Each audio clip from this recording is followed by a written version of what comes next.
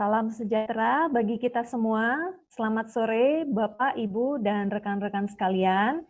Selamat datang dan terima kasih telah bergabung dalam acara webinar ISM Coaching hari ini.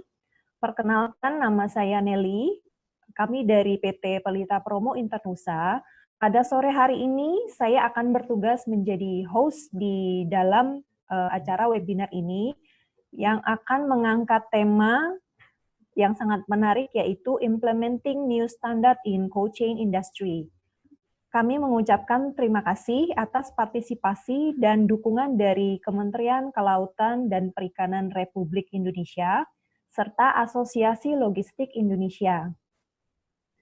Sebelum kita mulai diskusi kita, saya ingin menyapa para narasumber dan juga moderator yang sudah menyempatkan waktu pada sore hari ini.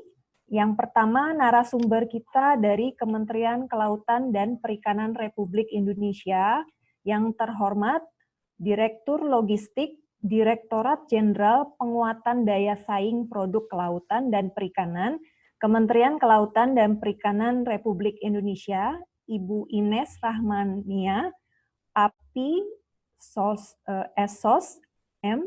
Selamat sore, Ibu Ines. Selamat sore Bapak dan Ibu. Assalamualaikum warahmatullahi wabarakatuh. Waalaikumsalam Ibu. Terima kasih sudah berkenan hadir di webinar kita hari ini. Selanjutnya, Vice President West Southeast Asia Cluster Hafi Supply Chain, Bapak Aditya Sari. Selamat sore Pak Aditya.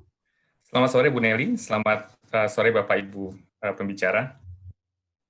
Dan yang terakhir, Sales Manager PT Bitzer Kompresor Indonesia, Bapak Julaga Sinaga. Selamat sore Pak Julaga. Selamat sore Bu Nelly, selamat sore Bu Ines, selamat sore Pak Adit, selamat sore Pak Pur, dan juga rekan-rekan sekalian. Salam sejahtera buat semuanya. Baik Pak, diskusi ini akan dipandu oleh moderator kita, yaitu Bapak Inyoman Purnaya.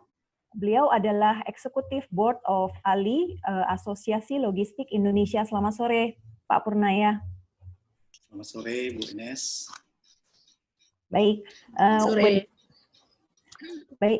webinar ISM Coaching ini merupakan salah satu dari rangkaian kegiatan pameran International Indonesia Seafood and Meat Focusing on Cold Chain di Indonesia, yang diselenggarakan oleh PT Pelita Promo Internusa.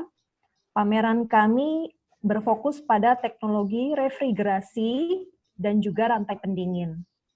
Bagi para peserta webinar yang akan mengajukan pertanyaan, silakan menggunakan fitur Q&A yang terdapat di bawah layar komputer, serta dimohon untuk menggunakan kalimat yang singkat, padat, dan mengikuti format pertanyaan, yaitu menuliskan nama Anda, nama perusahaan, pertanyaan yang diajukan, dan ditujukan kepada nama Bapak atau Ibu panelis.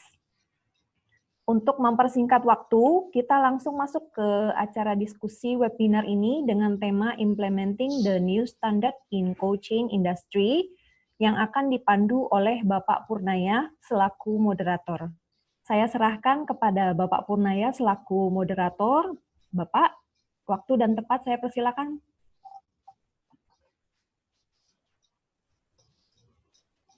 Baik, terima kasih Bu Nelly atas waktu dan kesempatannya. Selamat sore Bu Ines, Bapak Aditya, dan juga Pak Julaga yang berkenan hadir ya untuk memberikan materi atau pembahasan untuk sore hari ini. Selamat sore Bapak Ibu peserta pada hari ini. Kami berharap diskusi hari ini yang mana mengambil tema mengenai Implementing New Standard in Cold Chain Industry ini sebenarnya tidak hanya sekedar mengimplementasikan bagaimana standar kebaruan gitu ya di masa pandemi. Nah, diharapkan nanti Bapak Ibu sekalian mendapatkan sesuatu yang bisa dipergunakan atau bisa diimplementasikan. Karena pembicara atau pembahas pada webinar kali ini sangat variatif ya dan komplit menurut saya. karena dari KKP Ibu Ines yang berkenan hadir akan menyampaikan bagaimana dari sisi pemerintah dalam hal ini mencermati ataupun mengambil langkah kebijakan dalam hal industri cold chain. Kemudian juga ada sebagai pembahas yang kedua Bapak Aditya yang merupakan pemain atau yang sudah lama berkecimpung di bidang logistik, khususnya cold chain industry, yang nantinya akan menyampaikan bagaimana industri logistik di Indonesia ya untuk saat ini.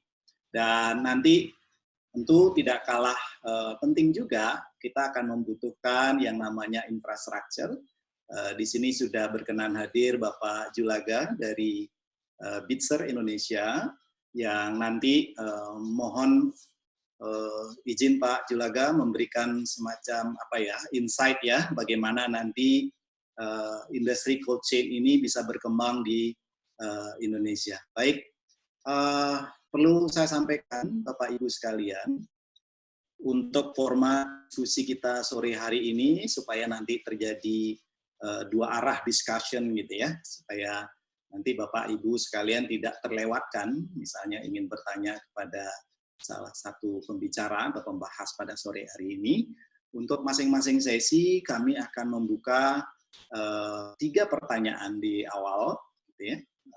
Setelah nanti masing-masing pembicara, misalnya Bu Ines setelah menyampaikan pembahasan, kami persilahkan Bapak dan Ibu untuk menyampaikan pertanyaan yang ingin disampaikan untuk sore hari ini. Seperti yang telah disampaikan oleh Ibu Nelly tadi ya. Baik, untuk mempersingkat waktu Bapak Ibu, karena waktu kita hanya kurang lebih 1,5 jam, ya syukur-syukur nanti sebelum maghrib kita sudah selesai dan mempunyai sebuah pandangan baru mengenai new normal di cold chain industry ini. Kami persilahkan Ibu Ines untuk memberikan pemaparan Ibu mengenai apa saja sih sebenarnya langkah-langkah atau kebijakan yang dilakukan oleh pemerintah dalam hal ini KKP. Waktu kami persilahkan ke Ibu Ines. Baik, bismillahirrahmanirrahim. Assalamualaikum warahmatullahi wabarakatuh. Selamat sore, salam sejahtera buat kita semua. Bapak Ibu, para narasumber, juga moderator. Senang sekali pada sore hari ini kami bisa diundang untuk webinar International Seafood and Meat Fusing on Food Cold Chain Technology yang judulnya terkait dengan Implementing New Standard in Cold Chain Industry.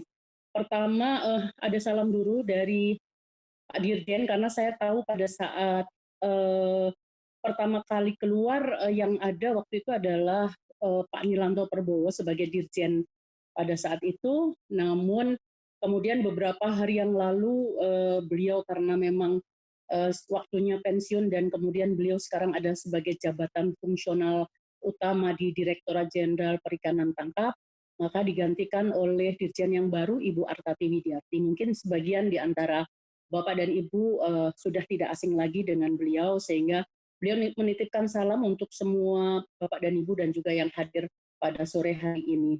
Kemudian yang kedua, sebetulnya ada hal yang ingin saya sampaikan terlebih dahulu, bahwa betul di Kementerian Kelautan Perikanan, khususnya di kami Direktorat Logistik, saya sebagai kepala gerbongnya di logistik ini, kami memanfaatkan teknologi pendingin untuk membantu masyarakat mempertahankan mutu supaya tidak mengalami penurunan, karena kita ketahui bersama bahwa ikan atau produk hasil perikanan itu perishable food, jadi mudah mengalami pembusukan. Oleh sebab itu, bagi siapapun yang mengundang kami untuk sharing seperti itu, pasti kami akan, insya Allah kami akan upayakan untuk bisa hadir, karena kami juga ada kepentingan di dalamnya. Kepentingan dalam tanda kutip bahwa kami memberikan bantuan kepada masyarakat untuk bagaimana caranya mereka bisa mempertahankan mutu utamanya untuk di wilayah yang wilayah produksinya banyak, misalnya Indonesia bagian timur dan seterusnya. Jadi ini khusus saya stressing di awal. Monggo dilanjut saja, Bapak dan Ibu. Ada yang membantu saya untuk terima kasih. Bapak dan Ibu sekalian yang saya hormati, kita ketahui bersama bahwa dalam beberapa bulan belakangan ini bukan hanya di Indonesia, tapi seluruh dunia terdampak karena hadirnya COVID-19, terutama kalau kita lebih jauh lagi terkait di bidang pengolahan dan pemasaran hasil perikanan. Masyarakat banyak yang mengeluh harga ikan turun, padahal kebutuhan tidak pernah turun ya, tapi penjualan menurun, mereka tidak bisa melaut karena terdampak ini dan itu. Jadi ini yang terjadi di masyarakat, sehingga ini perlu kami angkat di awal, termasuk juga industri pengolahan yang terdampak corona, sehingga harus ada pengurangan tenaga kerja, tapi bagaimana tidak dilakukan PHK, jadi kemudian dibuat shift dan seterusnya.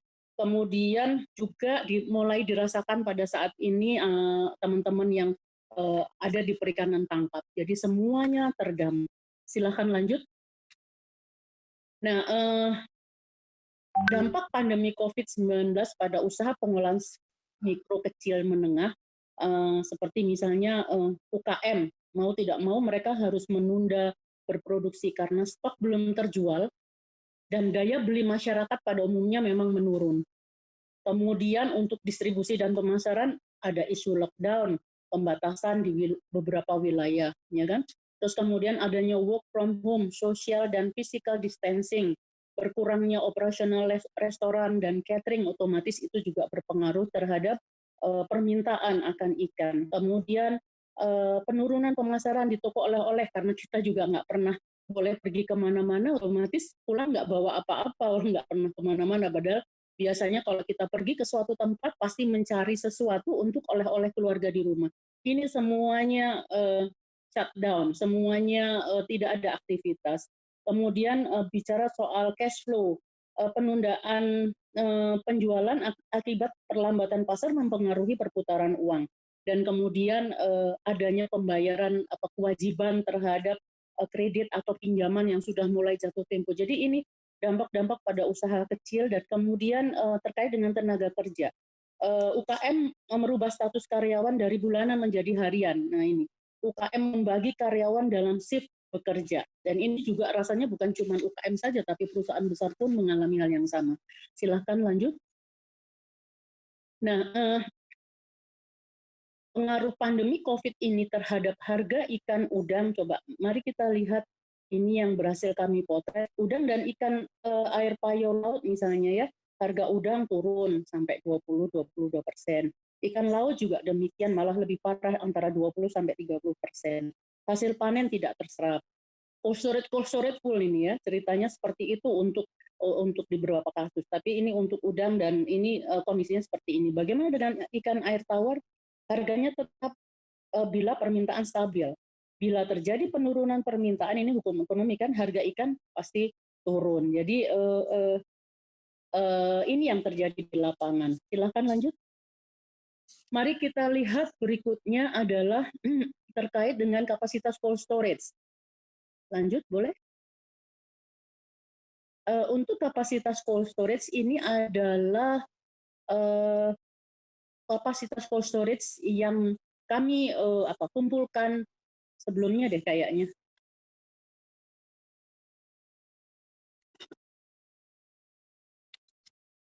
Ya, ini kami berhasil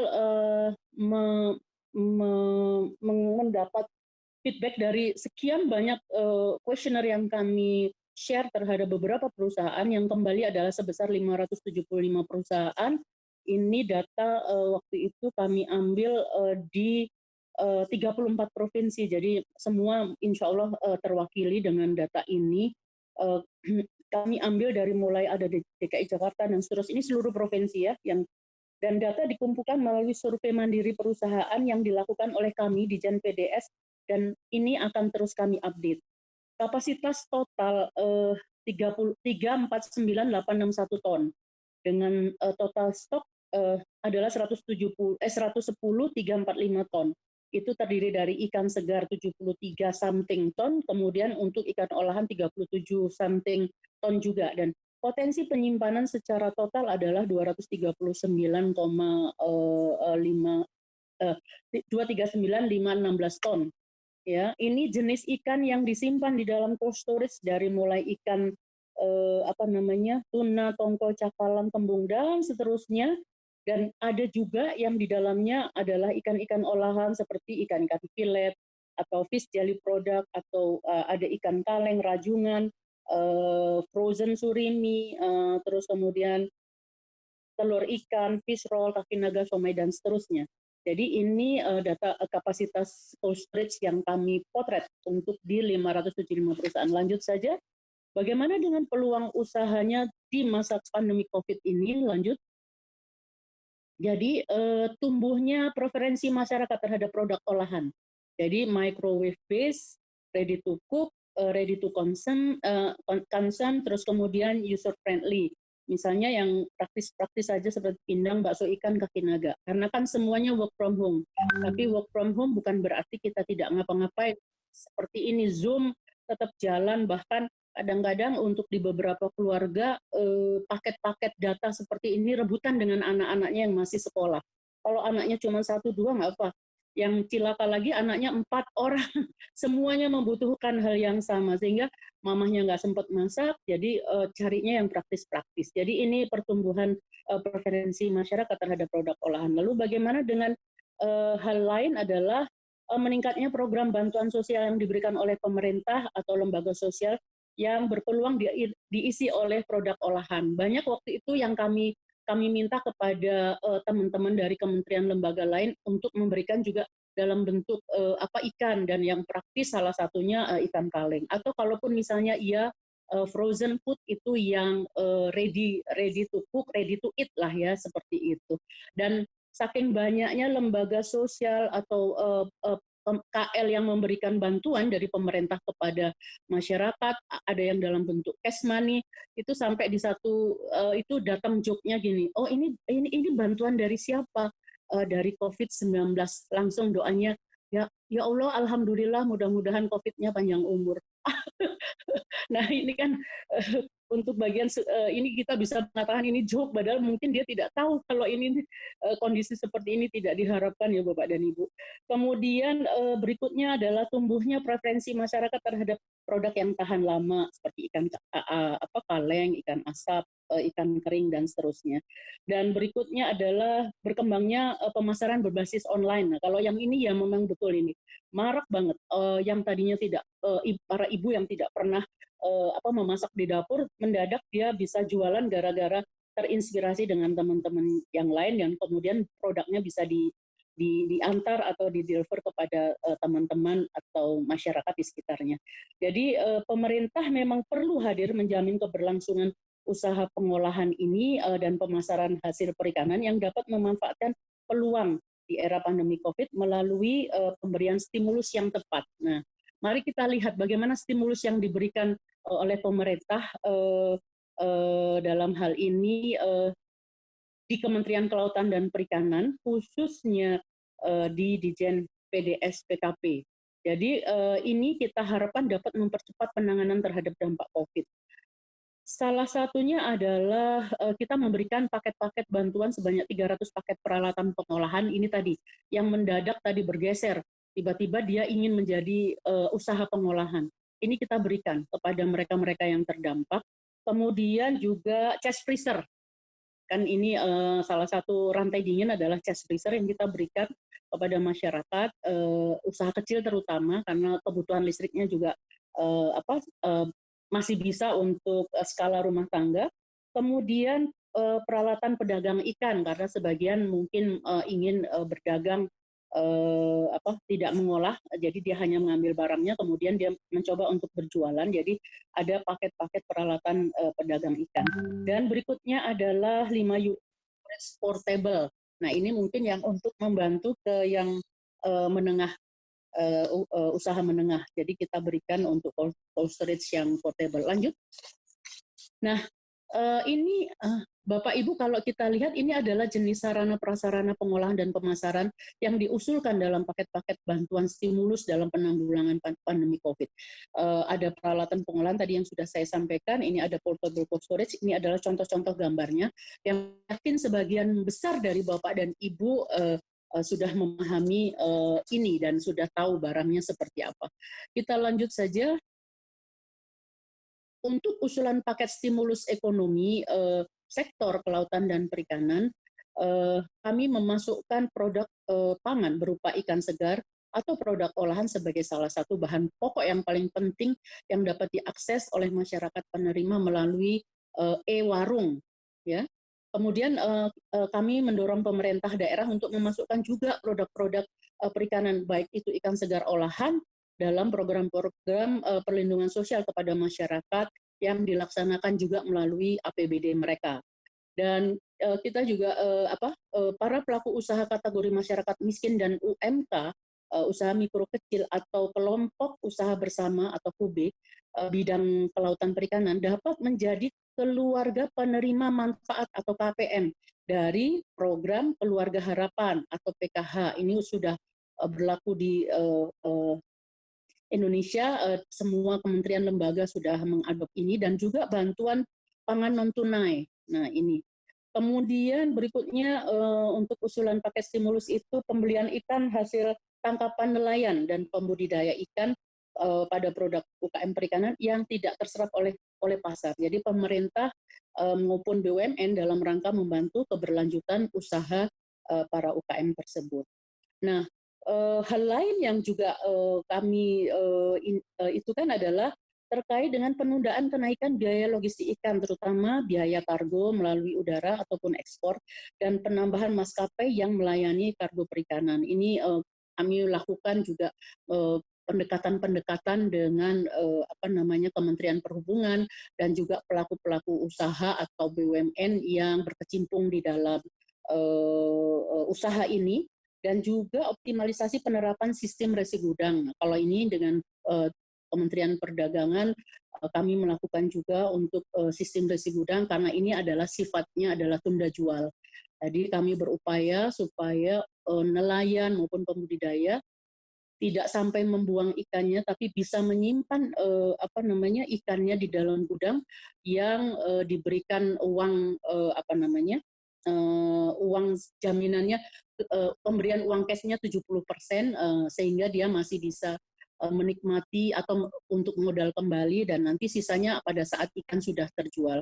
Jadi ini sistem tunda jual. Kemudian berikutnya adalah stimulus ekonomi bagi industri pengolahan ikan, antara lain insentif fiskal, insentif ekspor atau pengurangan larangan atau pembatasan, dan insentif pinjaman berbunga lunak atau tanpa bunga bagi unit pengolahan. Jadi ini juga kita upayakan karena bagaimanapun juga di masa pandemi COVID mereka sudah mengalami kesulitan, kita bantu dengan beberapa kebijakan yang dilakukan oleh pemerintah. Boleh lanjut? Mohon maaf sebentar.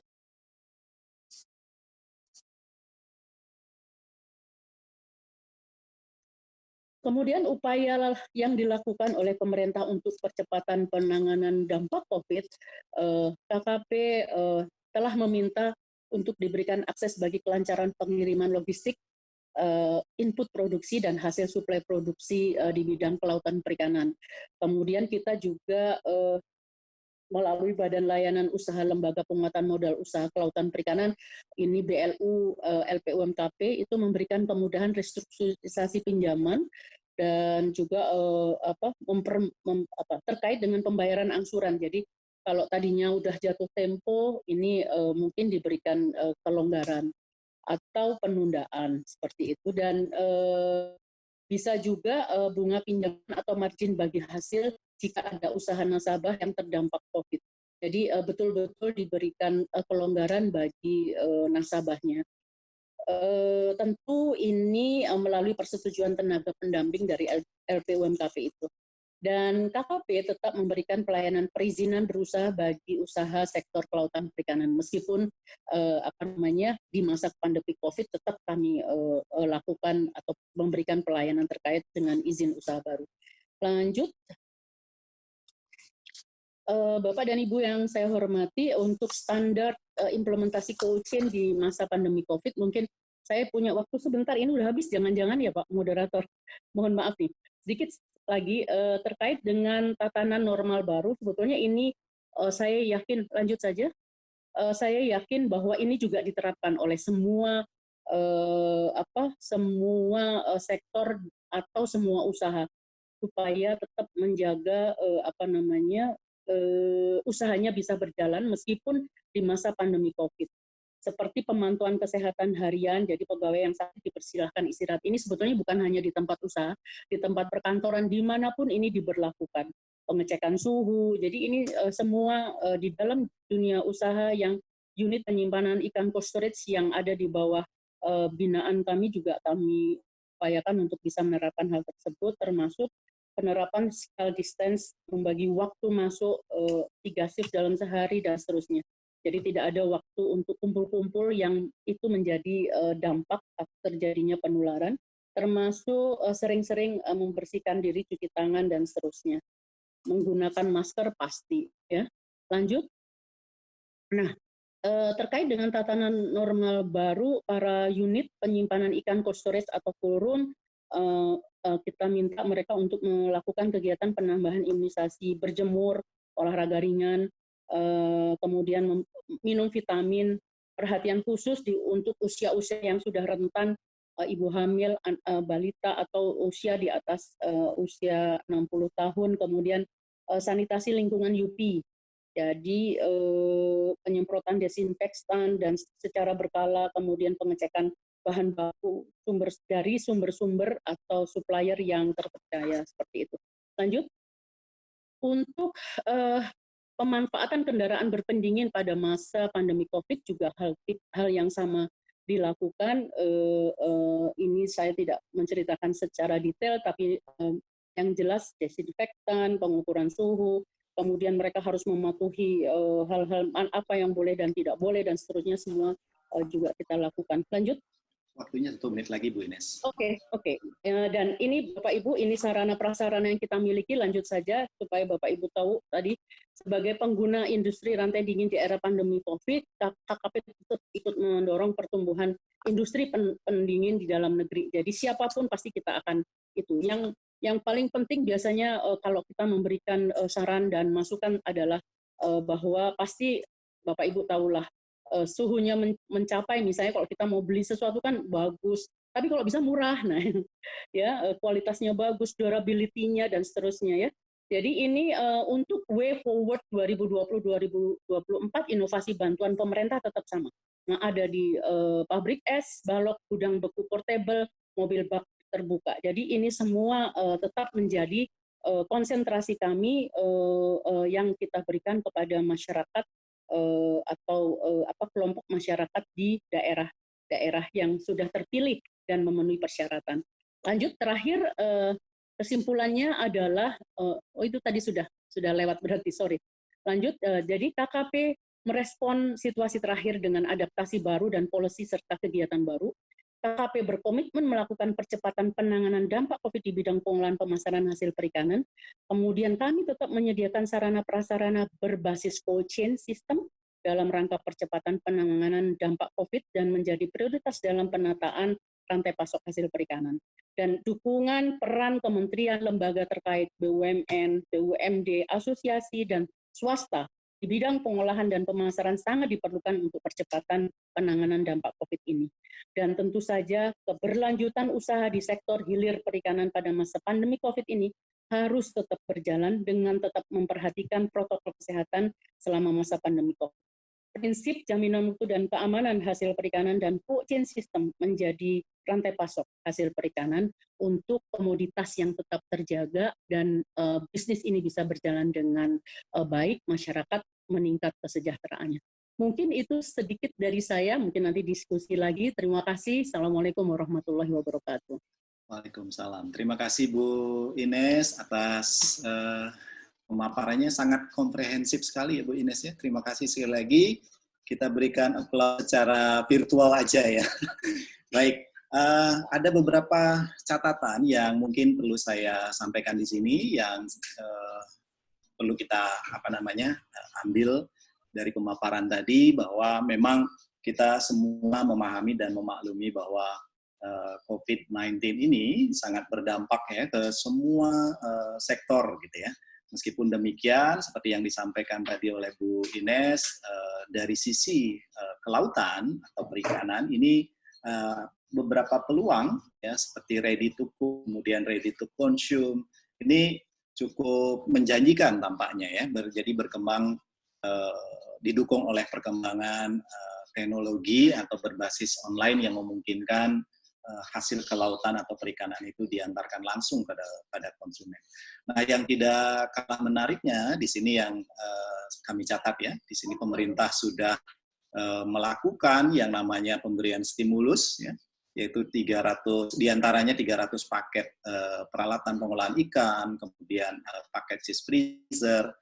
Pemerintah juga membuat atau masukkan usulan stimulus ya berupa produk pangan, kemudian mendorong juga pemerintah daerah. Nah, ini tentunya yang bisa sebagai faktor untuk mendorong perkembangan sehingga kita menjadi lebih survive istilahnya ya. Nah, kita lanjut dengan sesi tanya jawab ya. Mungkin nanti Bapak Ibu yang ingin memberikan atau menyampaikan pertanyaan kepada Ibu Ines, kami persilahkan. Mungkin kalau belum, mungkin saya sedikit menyampaikan unek-unek mungkin Ibu Ines ya, boleh ya Bu ya? Kita paham dan kita tahu bahwa banyak peluang ya sumber daya alam kita terutama di wilayah timur, wilayah laut timur kita ya, kelautan. Nah, ini tentu merupakan sebuah tantangan ya untuk meningkatkan produksi ya, sehingga produk yang dihasilkan itu bisa memenuhi terutama kebutuhan secara lokal, kemudian juga harapannya bisa bersaing secara global. Nah, dalam hal ini bagaimana dari sisi pemerintah sebagai regulator untuk bisa menjawab tantangan ini dalam hal meningkatkan produksi, khususnya di wilayah timur negara kita. Monggo Bu Ines.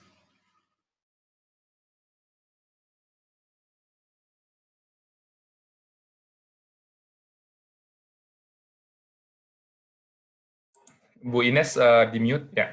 Ya, sorry. Sudah. Oke, sudah bisa mendengar suara saya? Sudah Bu. Oke. Jadi karena produksinya seperti di WPP 718 kan itu produksi ada di sana. Pasar ada di Jawa nih. Kemudian dukungan sarana prasarana ada di Jawa juga gitu.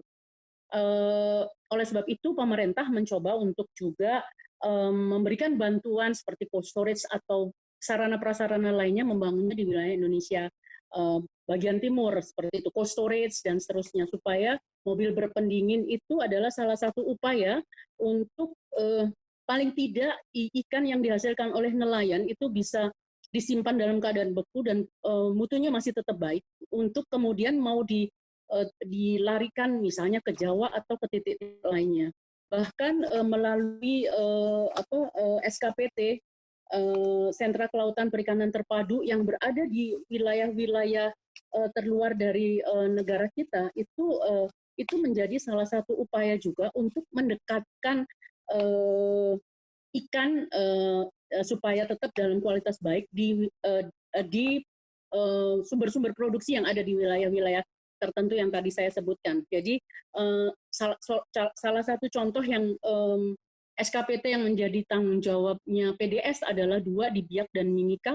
Itu juga kami berusaha untuk membangun di sana dari mulai kapalnya kita bangunkan, kemudian kita berikan bantuan kapal sampai cold storage-nya dan seterusnya. Jadi ini adalah salah satu upaya pemerintah untuk menyelamatkan sumber-sumber produksi tadi yang sarana prasarananya tidak dilirik dalam tanda kutip oleh swasta.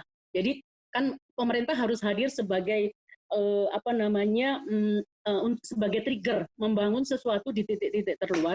Nanti kalau secara bisnis sudah dilirik oleh swasta, silahkan swasta yang akan menindaklanjuti. Jadi ini upaya kami itu tadi mendekatkan atau membuat ikan-ikan itu tetap dalam kualitas baik di sumber-sumber produksi tadi. Mungkin itu jawaban dari kami. Baik, terima kasih Bu Ines. Nah, ini kalau Pak Adit mendengar ini jadi menarik ya Pak Adit ya, karena di daerah timur sudah ada hub sebenarnya. Nah Pak Jelaga udah mulai tersenyum tuh. Baik, ini ada pertanyaan Bu dari Ari Wicaksono dari PT Great Giant Livestock. Pertanyaannya seperti ini Bu.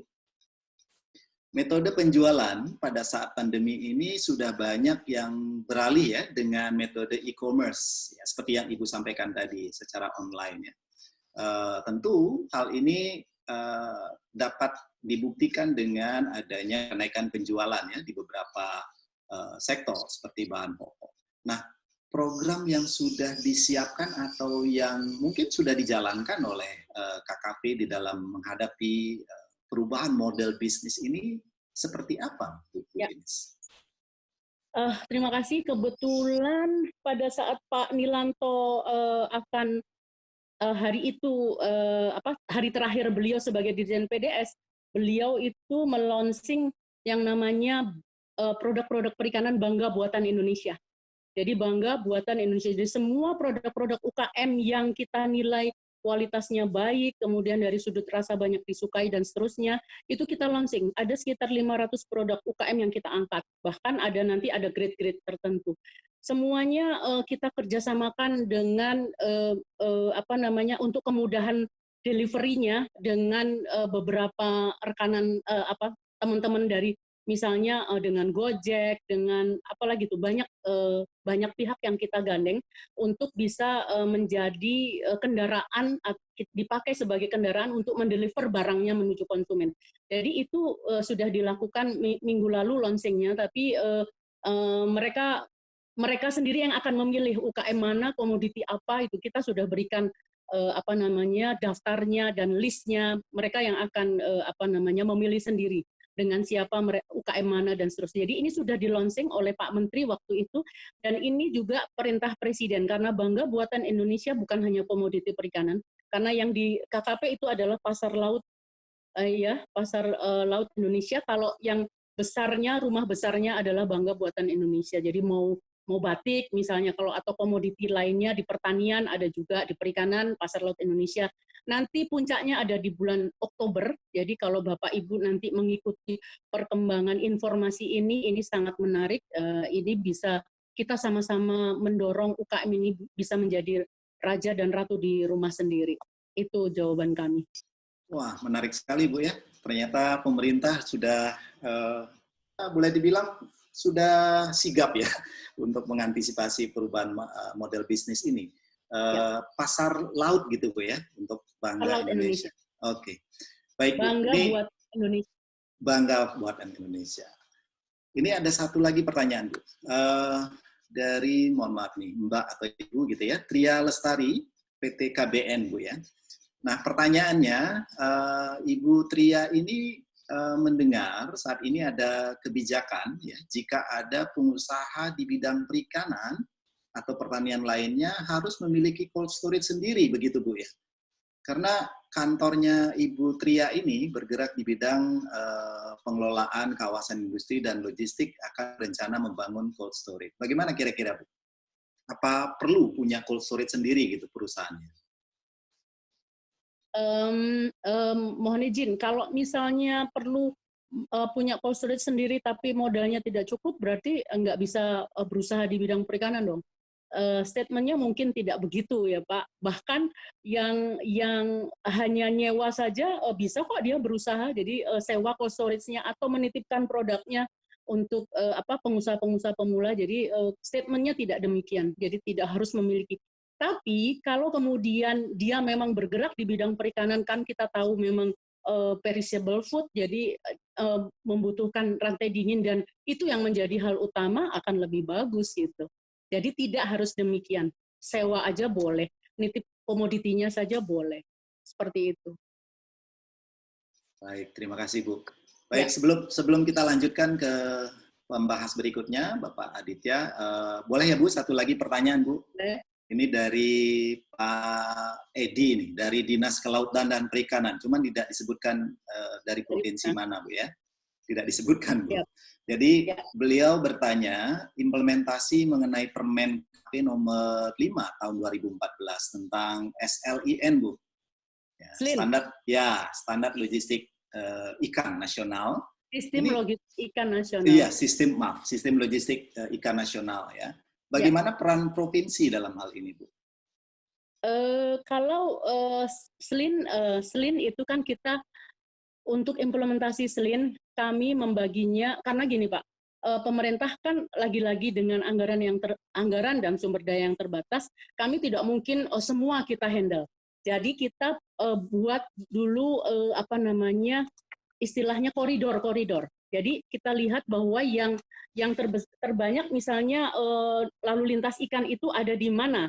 Misalnya koridor Kendari Surabaya. Jadi Kendari Surabaya dulu yang kita jadikan dia sebagai koridor pertama, misalnya ini untuk WPP 714 misalnya seperti itu. Kemudian untuk koridor berikutnya Mimika Surabaya ini untuk basisnya adalah WPP 718. Dan seterusnya, kami ada 5 koridor, ada di WP 717, kemudian untuk sentra budidayanya itu dari selatan Sumatera, yaitu Sumatera Selatan di Oku Timur untuk perairan air, artinya budidaya, ke Jakarta misalnya begitu, dan terakhir adalah koridor 5, koridor Bitung, Makassar, Bitung, Surabaya. Jadi kita membaginya menjadi koridor-koridor. Otomatis kalau kita bicara tadi, bagaimana peran pemerintah daerah? Mimika kan pasti kita kerjasamanya dengan pemerintah daerah Mimika, karena yang punya lahan Mimika yang meskipun bantuan asetnya misalnya dari pemerintah pusat, tapi kan kita sudah serahkan kepada daerah. Jadi keterlibatan daerah tentu sangat berperan, karena kami tidak mungkin bisa melakukan ini sendiri. Jadi ada perikatan antara pemerintah pusat dengan pemerintah daerah tadi. Mimika, misalnya Biak, Makassar, kemudian Bitung, ke Surabaya, dan seterusnya. Termasuk yang tadi di Sumatera Selatan untuk ikan air tawarnya. Jadi peran daerah, pemerintah daerah, kabupaten, kota maupun provinsi sangat melekat dengan kita, karena ini tidak mungkin dilakukan oleh pemerintah pusat sendiri, karena yang punya lahan, punya kekuasaan di daerah adalah pemerintah daerah. Begitu mungkin jawaban saya. Baik. Terima kasih sekali lagi Bu Ines. Mudah-mudahan apa yang sudah dipaparkan dan juga diberikan tanggapan langsung dari 3 penanya tadi Bu Ines ya. Siap. Terima kasih banyak. Nah, mungkin nanti ada 1 atau 2 pertanyaan yang belum sempat kita bahas. Nanti setelah sesi ketiga, mungkin Bu Ines nanti kami tanya kembali. Gitu. Mohon maaf, Pak Purnaya, Pak Julaga ada pertanyaan, 1 pertanyaan lagi boleh ya Pak? Oh, boleh Pak Julaga. Ya, monggo silakan Pak Julaga. Oh, ini pematerinya langsung nih. Silakan Pak. Selamat sore Bu Ines. Ya, karena mohon maaf sebelum beliau menanyakan sesuatu, karena Pak Julaga yang nanya, jadi nanti jawabannya saya jawab melalui WhatsApp. Silakan Pak.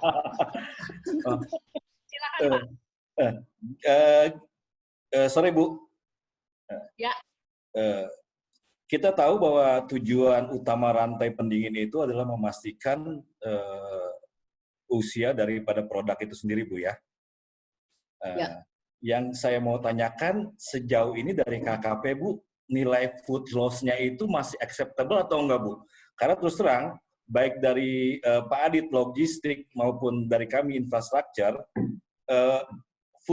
nilai food loss itu sangat-sangat penting buat kami Bu. Jadi kalau nilai food loss-nya itu terlalu tinggi, ya itu berarti dari kami ataupun dari logistik atau dari proses rantai dingin lainnya yang ada masalah. Saya mau tanya itu aja sih Bu. Makasih Bu.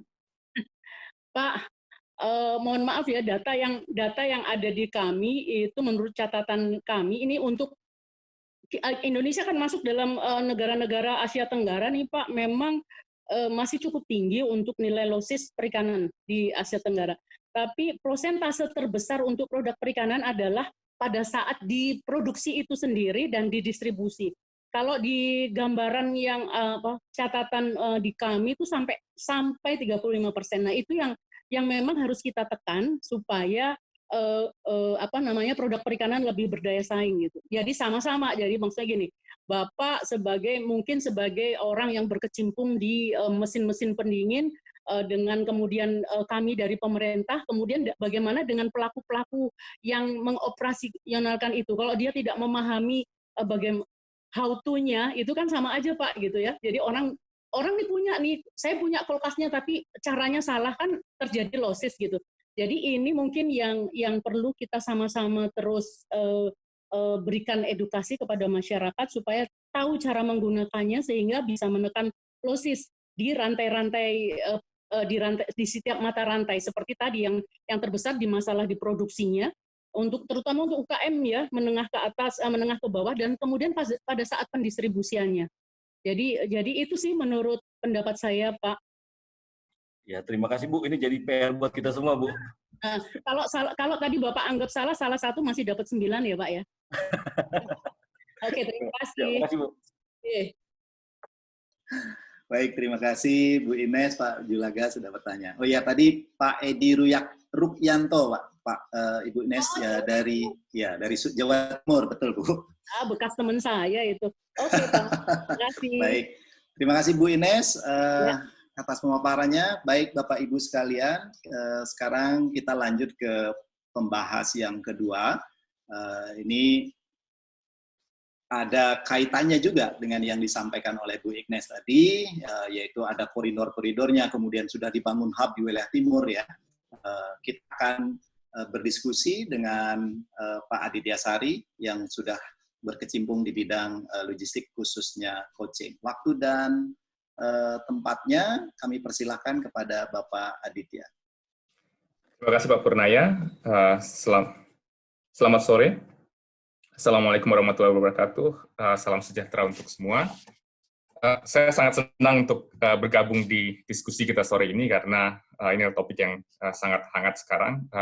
Terima kasih Bu Ines tadi sudah membawakan dari perspektif pemerintah. Sekarang saya mencoba untuk melihat dari perspektif industri. Saya akan share presentasi saya.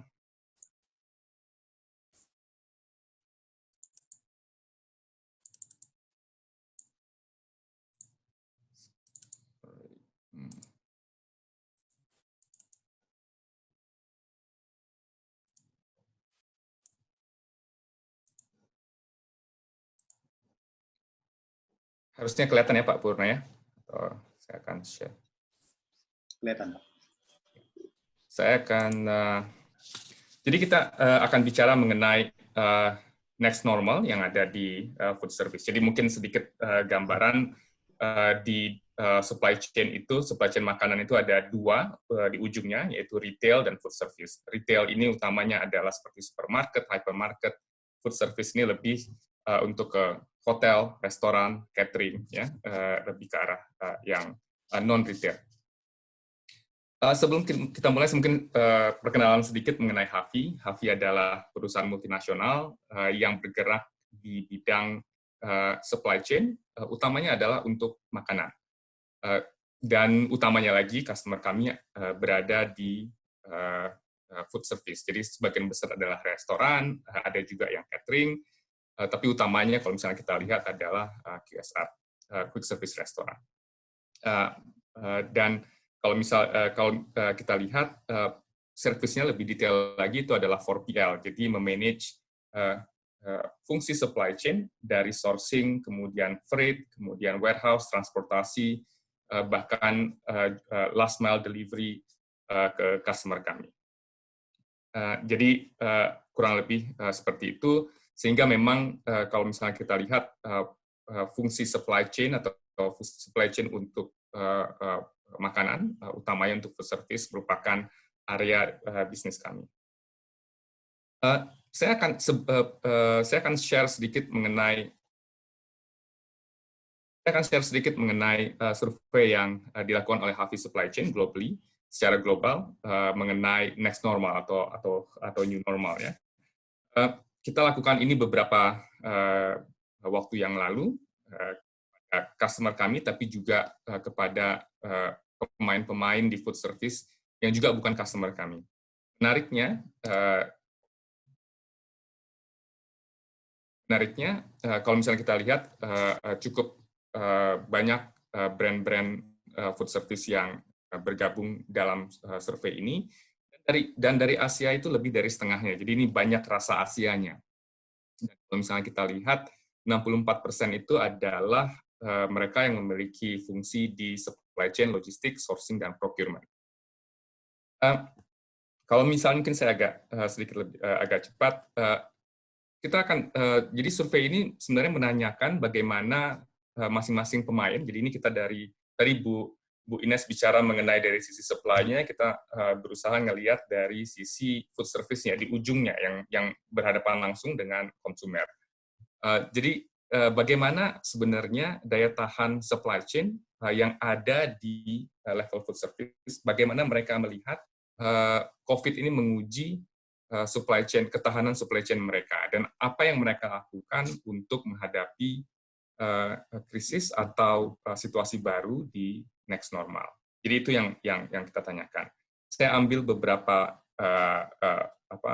pilihan slide yang menjadi hasil dari survei ini sesuai dengan topik kita sore ini. Hasil yang pertama yang kita lihat adanya fokus yang lebih mendalam terhadap safety, terutama di restoran kalau misalnya kita lihat ya. Yang kita lihat aspek social distancing, aspek contactless, dan juga dibutuhkannya personal protective gear di restoran menjadi topik utama yang berhubungan dengan safety di food service. Tapi kita juga lihat kalau misalnya ada yang perbedaan antara region yang satu dengan region yang lain.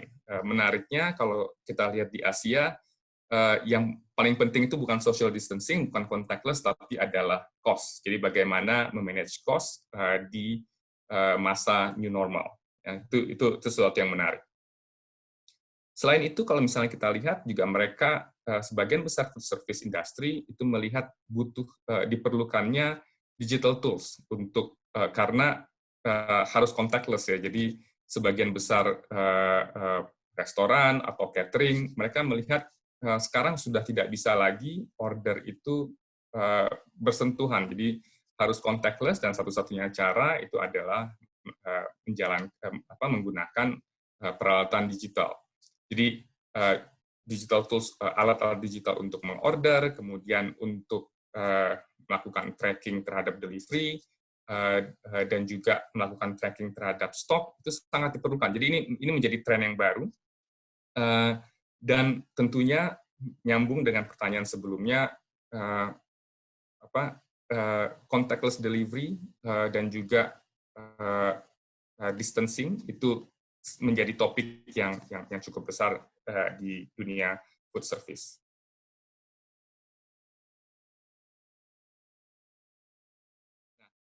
Ini yang menarik sebenarnya, kalau misalnya kita lihat bagaimana dampaknya, ini pertanyaan berikutnya yang kita tanyakan ke mereka adalah bagaimana sih sebenarnya supply chain di dunia industri makan itu berubah setelah krisis. Ya.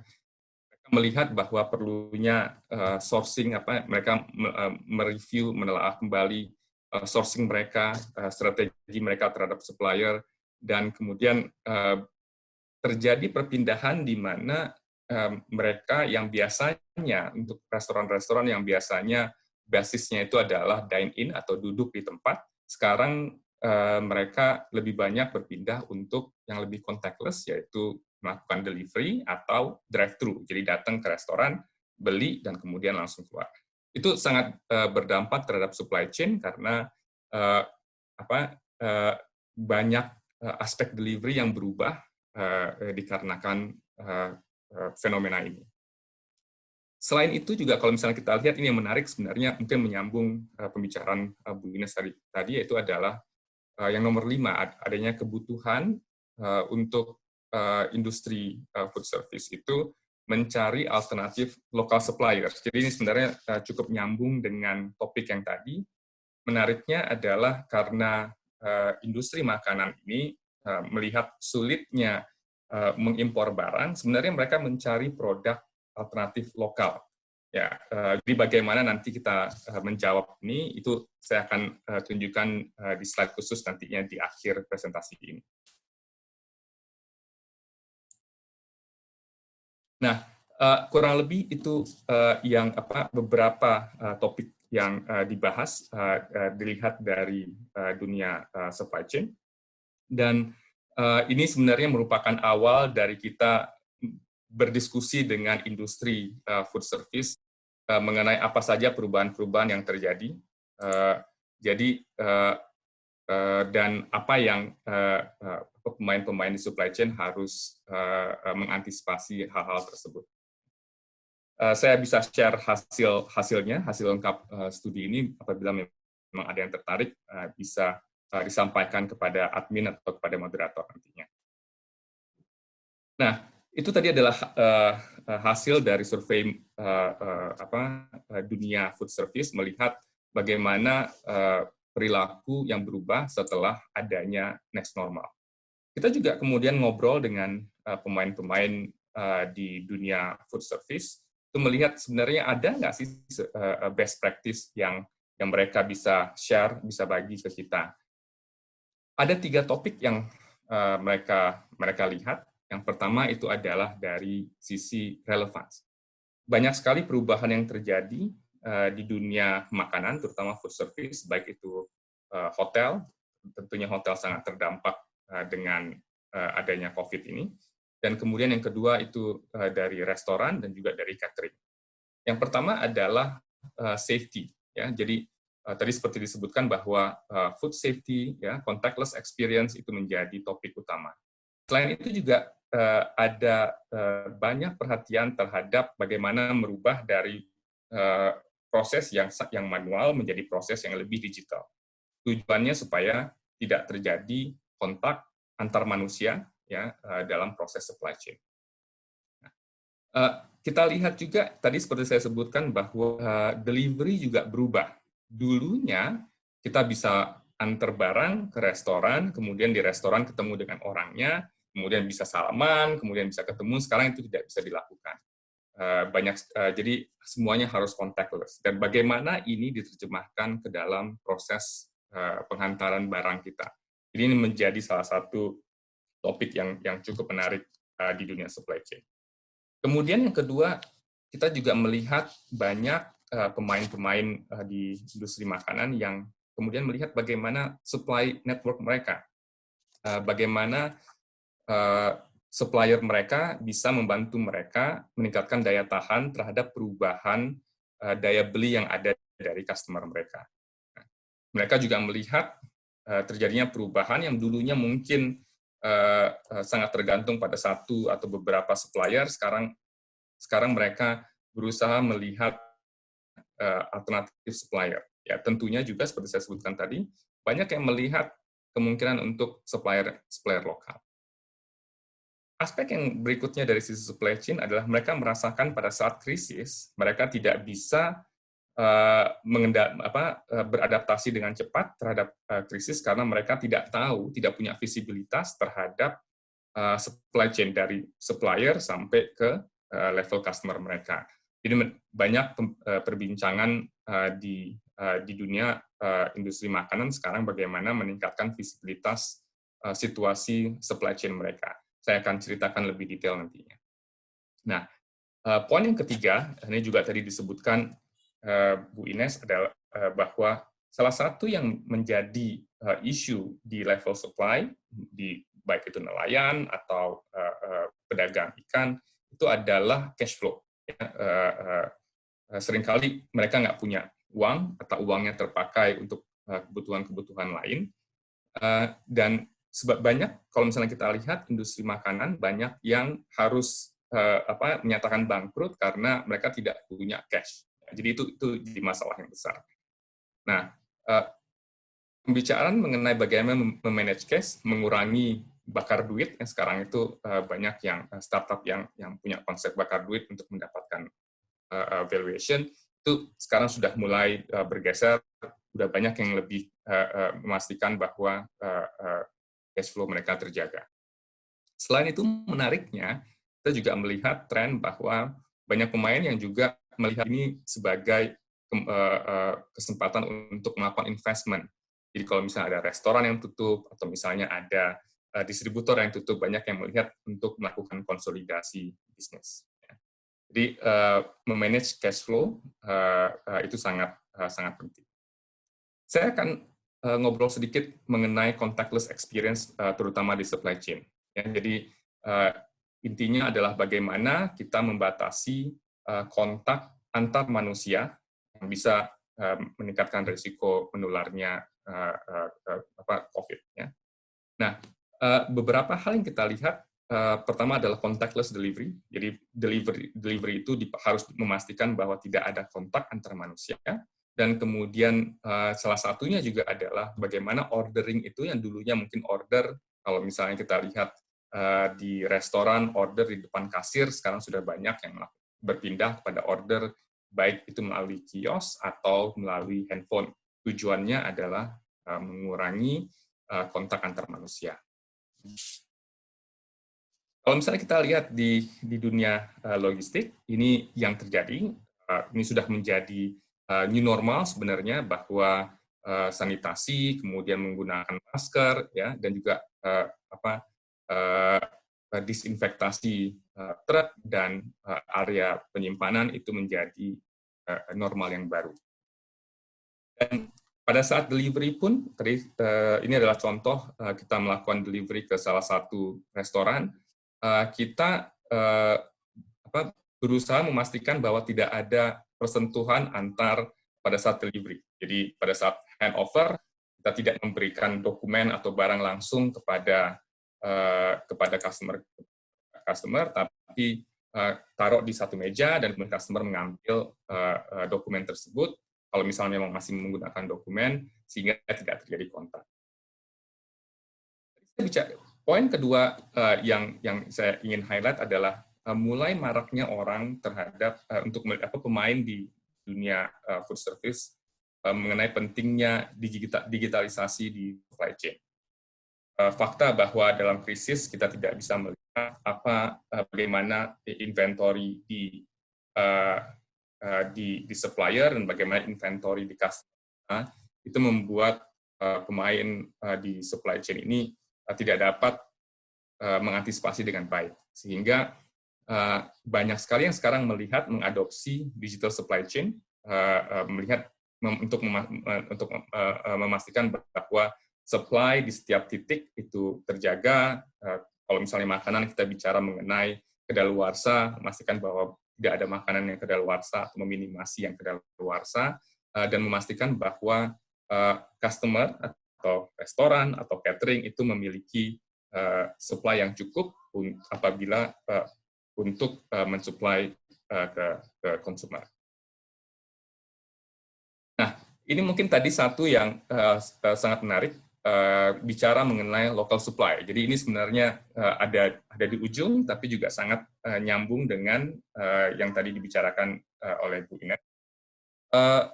Jadi sebenarnya kalau misalnya kita lihat saat ini dunia international freight itu sangat terganggu dengan beberapa fenomena yang terjadi. Yang pertama adalah tentunya COVID. Ada restriction, baik itu di kapal maupun di pelabuhan-pelabuhan, menyebabkan banyaknya kapal yang tertunda. Dunia freight sendiri sebelum COVID itu sudah banyak terganggu. Banyak carrier atau pemilik kapal kontainer yang besar itu menghadapi kesulitan finansial karena perekonomian yang cukup sulit bahkan sebelum COVID. Banyak yang kemudian membatalkan schedule-nya, dan kemudian efeknya adalah on-time delivery. Jadi banyak sekali kita lihat keterlambatan dari supply. Kalau misalnya kita ngimpor barang, itu banyak sekali keterlambatannya. Dulu biasanya kita bisa menggunakan tepat waktu di level 70%, sekarang ada di level 50% saja. Jadi ketidakpastian, kalau misalnya kita di dunia supply chain, ketidakpastian terhadap barang itu menyebabkan kita harus menumpuk barang, dan itu menjadi biaya. Ya. Faktor lain sebenarnya yang menarik itu adalah perang dagang. Pak Adit, waktu Bapak tinggal 2 menit lagi. Ya, perang dagang antara Amerika dan Cina itu sebenarnya membuat banyak gangguan terhadap international trade. Menariknya juga sebenarnya banyak negara lain berusaha menggantikan Cina untuk mengekspor barangnya ke Amerika. Nah, ini yang menurut saya sih bisa kita lihat sebagai masalah, tapi juga sebenarnya menjadi peluang untuk negara-negara lain seperti Indonesia untuk mengisi ekspor. Kesimpulannya, ini saya berusaha menyimpulkan dari beberapa presentasi. Krisis yang disebabkan oleh COVID dan new normal setelahnya itu mempengaruhi dari aspek supply dan juga di food service. Dari sisi supply kita lihat mulainya banyak yang melihat alternatif supply lokal, dan banyaknya kita juga melihat semakin ketatnya peraturan terhadap food safety. Ya. Kemudian di level distribusi kita juga melihat banyaknya pengetatan terhadap peraturan-peraturan food safety. Kita berusaha untuk menjadi contactless, jadi delivery itu dilakukan tanpa sentuhan, sehingga banyak yang mengadopsi digital delivery. Dan di restoran juga itu terjadi perubahan, di mana adanya perubahan preferensi dari customer, kemudian juga sama ada digital ordering, kemudian ada contactless delivery, dan yang terakhir dan juga yang sangat penting, banyaknya perhatian untuk memastikan bahwa aspek likuiditas, aspek keuangan itu terjaga sehingga perusahaan-perusahaan food service bisa bertahan dan tidak harus bangkrut di masa pandemi ini. Kurang lebih itu presentasi saya, Pak Purnaya. Mungkin kita bisa lanjutkan ke sesi tanya-jawab berikutnya. Terima kasih. Baik, terima kasih banyak Pak Adit yang sudah memberikan pemaparan dari sisi logistik, khususnya dari sisi food service ya. Kita berikan applause secara virtual untuk Pak Adit ya. Sambil menunggu beberapa pertanyaan dari Bapak Ibu, mungkin saya ingin menyampaikan sedikit pesan sponsor mungkin Pak ya, mengenai food industry. Jadi seperti ini Pak, Bapak tadi secara gamblang itu menyampaikan bahwa COVID-19 ini sangat berpengaruh dari sisi supply, kemudian bagaimana di restoran, kemudian seperti apa sih pengusaha itu sendiri memperhatikan cash-nya ya supaya cash flow-nya tetap berjalan. Nah, kemudian di situ juga ada uncertainty delivery ya, dan juga mungkin yang seperti Pak Adit sampaikan tadi bahwa adanya perang dagang ini merupakan suatu ancaman dan juga sebuah opportunity gitu ya. Nah, yang menarik di sini adalah adanya upaya go local, yang mana tadi sudah disampaikan juga oleh Bu Ines gitu, bagaimana caranya memenuhi kebutuhan pangan di dalam negeri gitu ya. Nah, pertanyaannya Pak, bagaimana kesiapan dari industri makanan ya, dalam hal ini food services yang ada di dalam negeri ya, untuk menjawab tantangan ini, khususnya mengenai go local ini atau mengarah pada supplier lokal ini. Menurut apa yang terjadi di lapangan itu seperti apa sih Pak sebenarnya? Sebenarnya gini, mungkin kita lihat dari aspek food service-nya Pak ya, bahwa yang penting sebenarnya pertama jelas adalah kalau misalnya kita punya restoran, bayangkan kalau misalnya kita punya restoran, tentunya kita pengen murah. Tapi seringkali yang lebih penting lagi adalah memastikan bahwa supply itu terjamin. Jangan sampai harganya murah, tapi hari ini bisa datang, bisa enggak. Restorannya bisa tutup, nggak jualan kalau misalnya barangnya nggak ada. Nah, aspek kepastian ini yang seringkali tidak bisa didapatkan untuk beberapa supplier yang mungkin skalanya masih terlalu kecil, karena kadang-kadang mereka punya bahan mentah, kadang-kadang enggak. Aspek punya cold storage itu sangat penting. Itu sebenarnya bisa memastikan bahwa supplier ini memiliki stok sehingga setiap hari bisa mensuplai. Kemudian ada aspek quality, memastikan bahwa kualitas produk makanan itu aman. Ini adalah barang yang masuk ke perut, Pak. Beda dengan handphone yang kita pegang, tapi ini masuk ke perut dan bisa menyebabkan sakit. Nah, kalau misalnya kita lihat tadi, balik ke supply tadi, sebenarnya saya sangat tertarik tadi Bu Ines bicara mengenai adanya bantuan atau subsidi untuk pemain-pemain atau baik itu pedagang atau nelayan yang ada di daerah. Satu yang sebenarnya menjadi tantangan juga untuk supplier-supplier terutama yang di daerah itu adalah electricity grid, jadi grid listrik. Banyak daerah di mana nelayan itu dia punya either cold storage atau freezer gitu ya, tapi mereka either nggak punya jaringan listriknya atau jaringan listriknya terlalu mahal. Nah, ini yang juga menjadi tantangan. Jadi menurut saya sih mungkin kita juga bisa melihat ini lebih komprehensif bahwa bukan cuma kita kasih barang, mungkin bisa kerjasama dengan dengan PLN yang bisa kalau misalnya mereka bisa menyambungkan grid listriknya, atau yang menarik sekarang adalah pembahasan mengenai energi terbarukan, terutama solar panel, Pak. Sayangnya kalau misalnya kita lihat solar panel ini balik modalnya masih cukup lama di Indonesia. Harga equipment-nya masih sedikit lebih tinggi dan kemudian bunga bank juga masih terlalu mahal untuk pemain cold chain yang ada di daerah untuk memiliki listrik yang independen, terjangkau sehingga mereka bisa menjalankan cold storage mereka secara efisien, secara cost efisien dan juga suhunya terjaga. Mungkin nanti Pak Julaga bisa bicara sedikit lebih banyak mengenai itu karena ini efeknya dari infrastruktur. Itu menurut saya isunya bukan di satu titik saja Pak Purnaya, tapi itu adalah isu supply chain di beberapa titik yang ada di rantai makanan kita.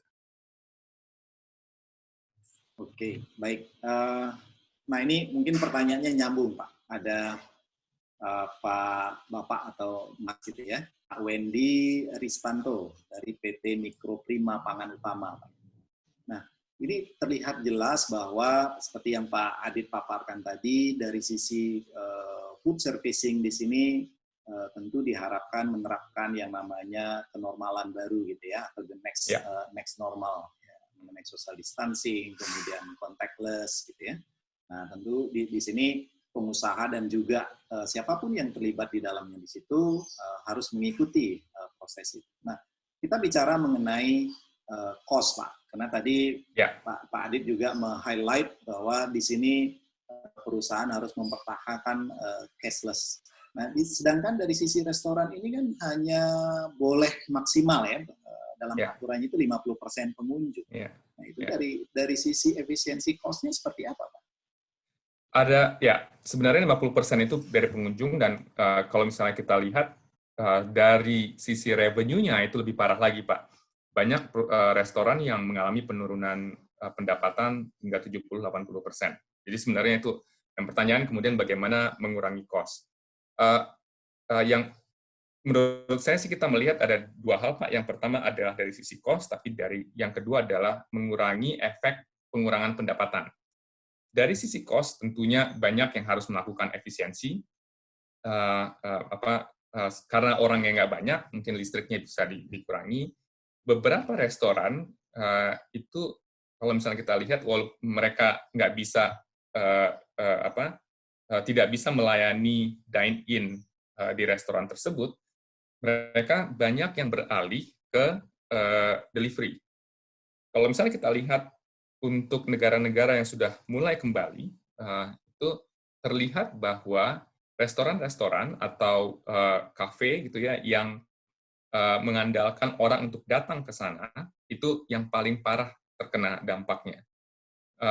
Mereka yang sebenarnya bisa bertahan adalah mereka yang punya persentase bisnisnya cukup besar, relatif besar di sisi delivery dan drive-thru. Ya. Itu yang sebenarnya yang paling relatif bisa dibilang survive. Jadi yang pertama tentunya dari sisi cost itu bisa dilakukan. Yang kedua menurut saya sih banyak restoran yang seharusnya sudah mulai istilahnya pivoting ya, bergerak, berpindah dari yang mengandalkan orang datang ke restorannya berubah menjadi punya mungkin order management atau yang either mereka datang untuk drive-thru atau mereka beli dan kemudian bawa pulang ke rumah, atau bahkan memang basisnya adalah home delivery, ya. Industri yang seperti itu, restoran yang melakukan perubahan seperti itu relatif lebih bisa bertahan, Pak. Baik, terima kasih Pak Adit penjelasannya. Ini masih ada 2 pertanyaan Pak Adit ya. Mungkin kalau ada waktu tersisa di akhir sesi nanti kita akan bahas. Setelah ini kita akan lanjut dulu Pak ya dengan pembahas berikutnya Pak Julaga dari Bitzer yang akan lebih banyak membahas mengenai infrastruktur yang tadi dikulik sedikit Pak oleh Bu Ines Pak. Mungkin Bapak bisa nanti memaparkan lebih banyak mengenai apa yang sedang dikerjakan oleh Bitzer untuk mendukung infrastruktur cold change ada di Indonesia. Waktu kami persilakan Pak Julaga. Terima kasih Pak Pur. Oke. Ya. Jadi clicker Bapak, Pak. Ya. Mohon maaf sebelumnya rekan-rekan, screen sharing saya belum berfungsi. Oke, kan saya coba untuk sedikit memberikan suatu gambaran mengenai sistem refrigerasi cerdas untuk meningkatkan daya saing di cold chain industry. Next. Secara ini akan saya membahas gambaran umum dampak dari pandemik, situasi terkini, solusi dan juga konklusi dari kami. Next. Secara gambaran umum, kita tahu sama-sama bahwa cold chain adalah suatu kegiatan tidak terputus. Saya tekankan suatu kegiatan tidak terputus yang berhubungan dengan produksi, storage, distribusi, sehubungan juga dengan equipment dan logistik. Jadi dalam hal ini dengan related to topik kita saat ini adalah hubungan antara KKP, logistik dengan equipment yang tidak terputus. Tujuan cold chain sendiri adalah untuk memperpanjang masa simpan produk. Seperti yang tadi Ibu Ines sampaikan, ternyata 15% food loss terjadi di industri perikanan. Ini jadi pekerjaan rumah kita semua, karena kembali lagi, pelaku utama di industri ini adalah produsen makanan, cold storage, pusat distribusi, dan bisnis transportasi. Next. Kita semua mengalami dampak dari pandemi ini. Pak Adi tadi bicara mengenai unstable supply chain, Bu Ines bicara mengenai access restriction, dan juga additional cost yang timbul akibat pandemi ini. Ini tidak bisa kita pungkiri. Global Cold Chain Alliance, yaitu salah satu asosiasi cold chain terbesar di dunia, pada surveinya pada bulan Mei 2020, ternyata dari 80% responden anggota GCCI, terjadi peningkatan biaya sampai dengan 5%. Ini secara bisnis ini kurang begitu menyenangkan. Tapi di sisi lain ternyata rate dari e-commerce, Bu Ines singgung tadi dan Pak Adi juga singgung, ternyata dari sisi e-commerce itu tumbuh, terutama untuk masalah pengiriman langsung ke customer. Dari sisi revenue, dibandingkan dengan semester pertama sebelum krisis dan semester pertama sesudah krisis, 54 responden melaporkan penurunan revenue, 11% stable dan 35% meningkat. Ini justru kalau data yang saya peroleh tidak salah, mungkin bisa dikoreksi dengan Bu Ines, ternyata dari 35% ini KKP adalah salah satunya. Karena kita tahu semester 1 2020, pertumbuhan ekspor perikanan KKP, ekspor, itu tumbuh 6,9% dibanding semester tahun lalu. Jadi, hal ini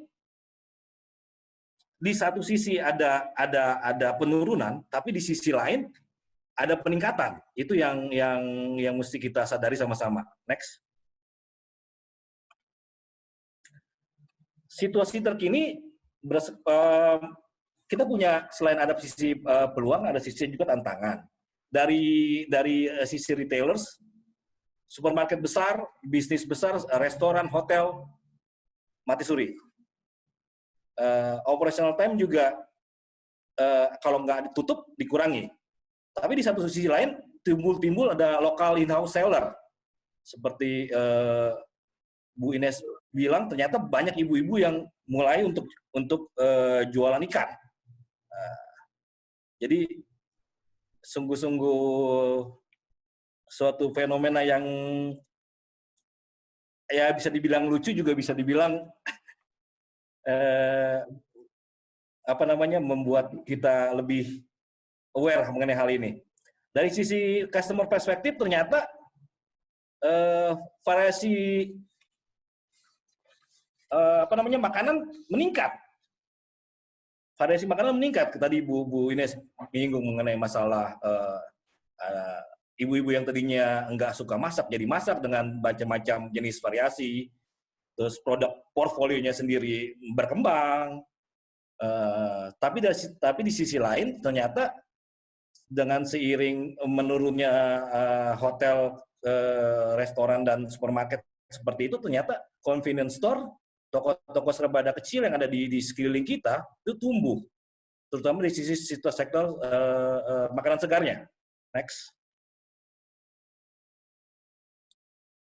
Dari situasi terkini, kesadaran teknologi ternyata tumbuh sangat meningkat seiring dengan pandemi ini. Ini e-commerce platform dari perubahan pola distribusi logistik seperti disinggung oleh Pak Adi tadi. Sekarang cenderung dari produsen direct to customer dalam skala kecil tapi dalam jumlah yang masif. Itu juga sangat-sangat membuat kita positif dalam menghadapi pandemi ini. Lalu untuk sosial media, penjualan terutama produk-produk cold chain meningkat seiring dengan kebiasaan masyarakat kita untuk mempergunakan Instagram, Facebook secara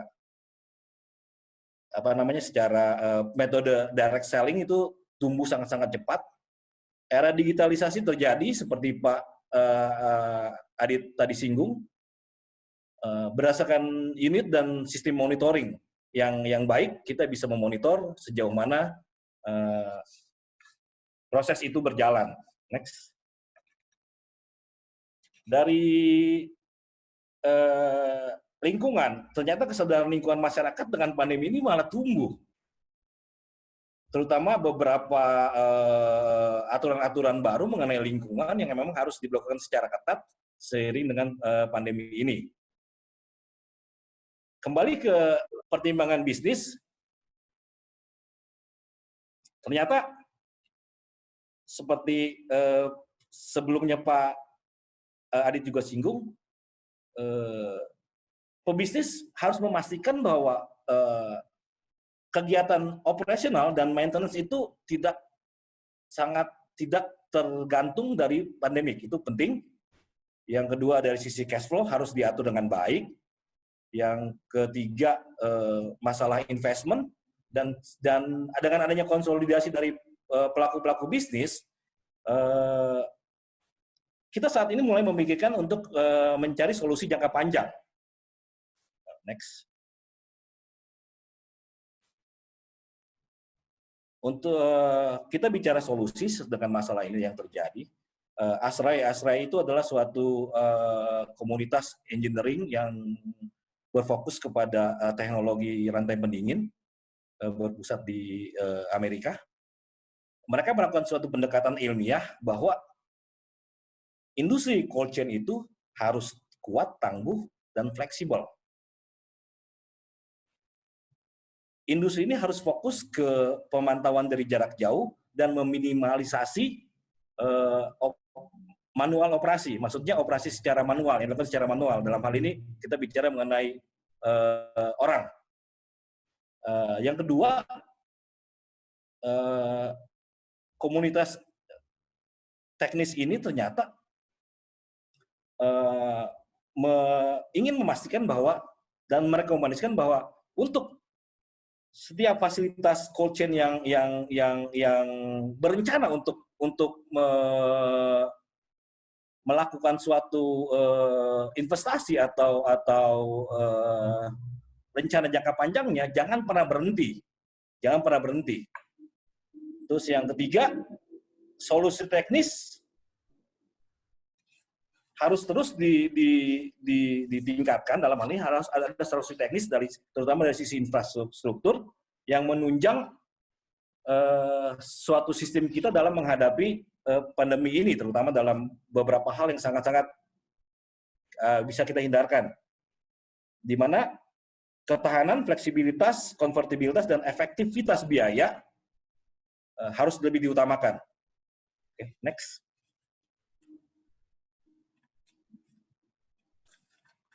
Menyangkut dari trennya sekarang, tren dari sistem refrigerasi, tadi Bu Ines bicara mengenai SRG, sistem resi gudang. Sistem resi gudang itu di mana pihak KKP memfasilitasi industri-industri kecil untuk menitipkan ikannya di KKP untuk didistribusikan, seperti itu. Jadi sistem SRG ini membutuhkan suatu kebutuhan cold chain yang sangat-sangat besar. Sangat-sangat besar. Storage-nya harus besar sekali sehingga bisa memfasilitasi. Karena apa? Karena mungkin dari sisi pihak-pihak pelaku industri kecil, mereka tidak mempunyai kemampuan modal yang besar, sehingga mereka membutuhkan fasilitas atau sarana yang dipersiapkan pemerintah untuk mendukung kelangsungan bisnis mereka. Jadi kebutuhan cold storage yang besar ini, ya dalam hal ini kalau related sama topik ini adalah dengan SRG, sistem resi gudang itu sangat-sangat diperlukan. Yang kedua adalah untuk mendukung bisnis lokal. Tadi Bu Ines bicara mengenai 300 unit freezer, 300 unit bantuan perikanan seperti itu. Jadi memang trennya seperti itu. Trennya itu harus ada suatu unit besar yang mensupport unit-unit kecil seperti itu.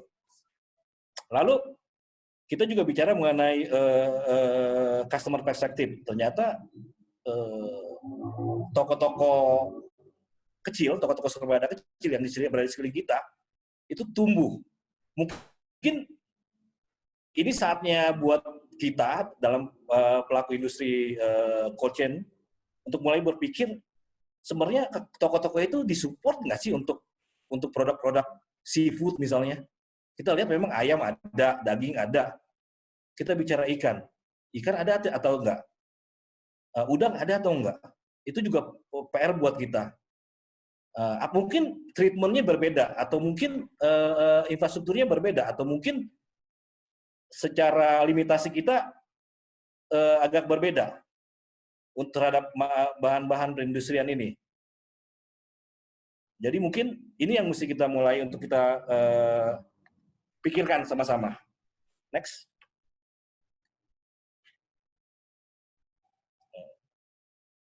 Next, sorry. Tren ke depan, tren masa depan, bisa kita lihat pengoperasian otomatis seperti ini yang kedepannya seperti akan mulai untuk dilakukan. Kita siap nggak dengan hal ini? Kita siap nggak untuk melakukan hal ini? Di mana semua sistem dilakukan secara otomatis, contactless seperti Pak Adit bilang. Ini akan tantangannya ke depan akan seperti ini. Jadi mulai sekarang kita harus siap dengan segala peralatan teknologi yang berhubungan dengan hal ini. Next.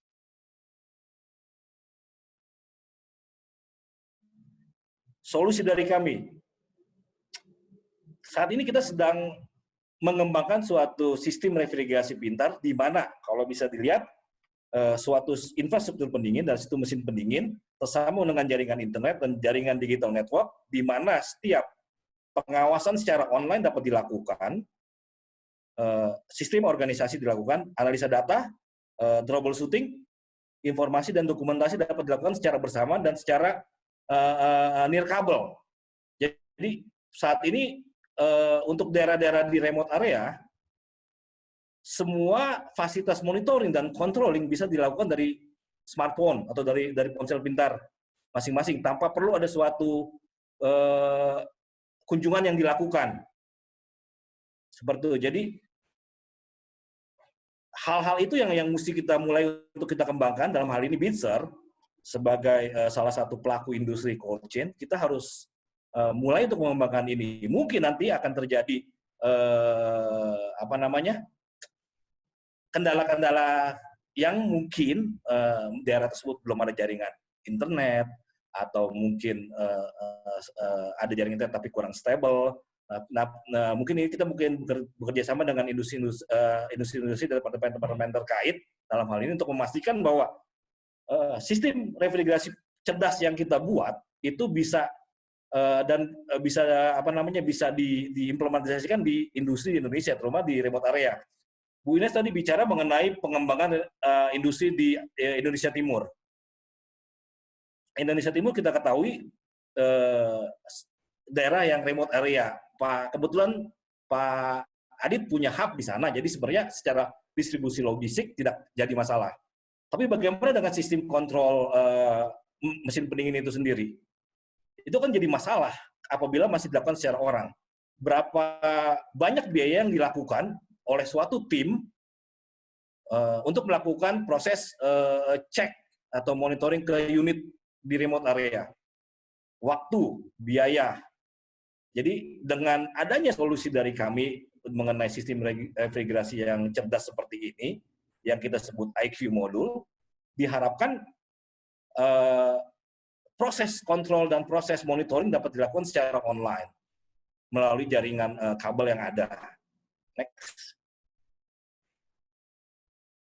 Next, Pak. Sorry. Ya, ini ada kita sebut namanya Bitzer IQ product. Ada analisa dan monitoring. Jadi semua,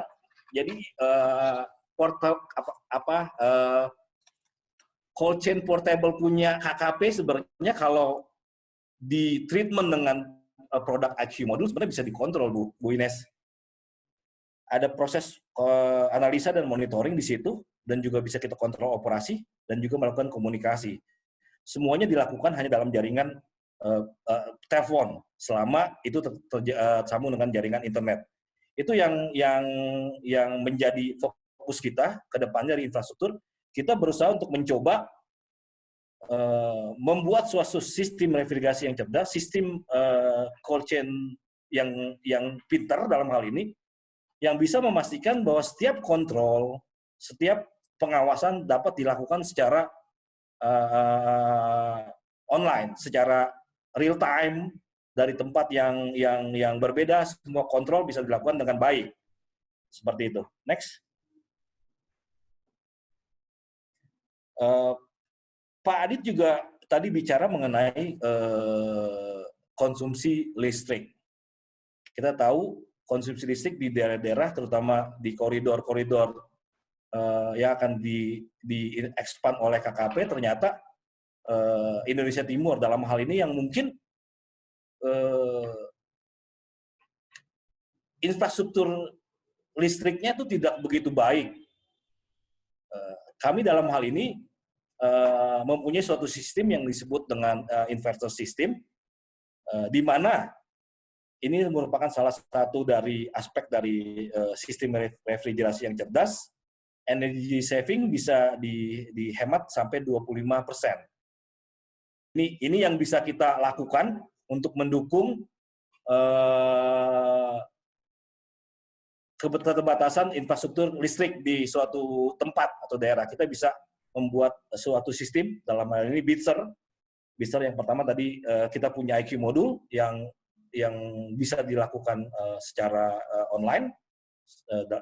Lalu yang kedua, suatu investor sistem yang bisa mengurangi konsumsi listrik sampai 25%. Oke, next. Pak, maaf, waktunya tinggal 2 menit, Pak. Oke, next. Kesimpulannya adalah, seperti saya bilang tadi di awal, cold chain business tidak boleh berhenti. Itu harus tetap beroperasi. Mau tidak mau, suka nggak suka, kita harus lakukan. Dan juga jangan lupa, cold chain business adalah suatu sistem yang uninterrupted, tidak terputus. Dari produsen, distribusi, logistik, infrastruktur, semuanya suatu sistem yang interrupted, tidak terputus. Jadi, kerjasama dari dalam hal ini, related dengan topik ini adalah KKP, dari pihak HAVI Logistik, maupun dari kita Bitzer, kita mencoba untuk memastikan bahwa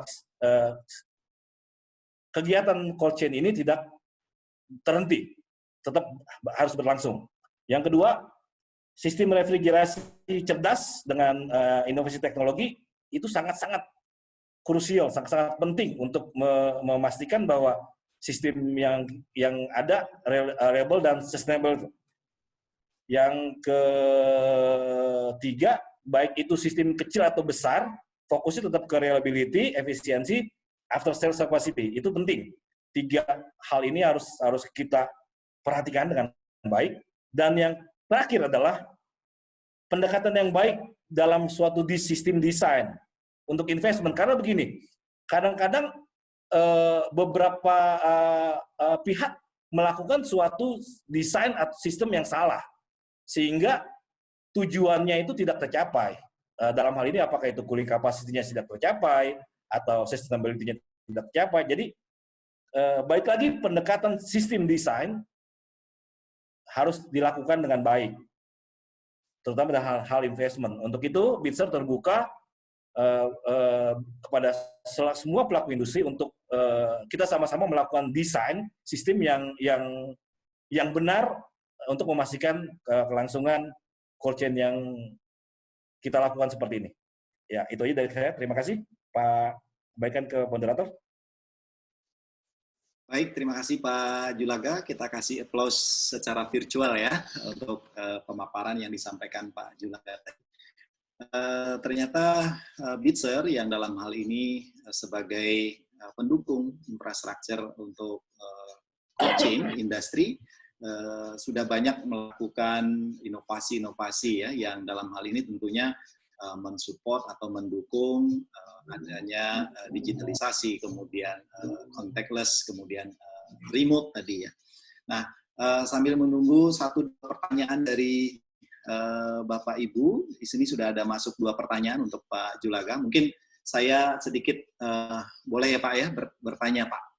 Tadi Pak Julaga menyampaikan mengenai sebuah challenge gitu atau tantangan mengenai sistem resi gudang ya, di mana di situ membutuhkan fasilitas dengan kapasitas yang besar ya, tentunya untuk ini tujuannya adalah untuk mendukung atau menyimpan para nelayan menempatkan produk mereka di sana sebelum dipasarkan. Nah, untuk dalam hal ini, dalam hal ini bagaimana Bitzer mengkompensasi Pak? Adanya fasilitas yang besar tentu dibutuhkan suatu support ya dari industri itu sendiri, baik itu dari logistik Pak Adit maupun dari infrastruktur. Nah, bagaimana Bitzer menanggapi atau merespon hal seperti ini, Pak Dilan? Terima kasih Pak Pur. Jadi sebenarnya Bitzer terbiasa untuk membangun atau membuat cold storage dalam kapasitas besar. Jadi sebenarnya tantangan kita adalah justru untuk kapasitas kecil, Pak. Seperti itu. Jadi kalau kapasitas besar memang boleh dibilang kita adalah market leader untuk kapasitas besar. Jadi selama kita diminta untuk sumbang saran atau membuat suatu rekomendasi, bagaimana sistem yang baik, bagaimana sistem yang benar, bagaimana sistem yang sustainable, kita siap untuk memberikan dukungan seperti itu. Jadi kalau Ibu Ines atau pihak KKP membutuhkan kami untuk melakukan rekomendasi untuk desain atau apapun itu bentuknya, kami siap untuk memberikan dukungan atau support, termasuk juga dari pihak sisi logistik juga. Jadi kita sama-sama untuk jadi gini Pak, sistem rantai pendingin itu seperti saya bilang tadi, sistem resi gudang itu kan pihak produsen dalam hal ini menyediakan cold storage yang sangat-sangat besar.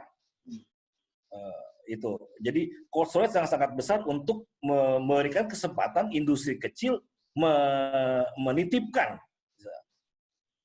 produknya di cold storage tersebut.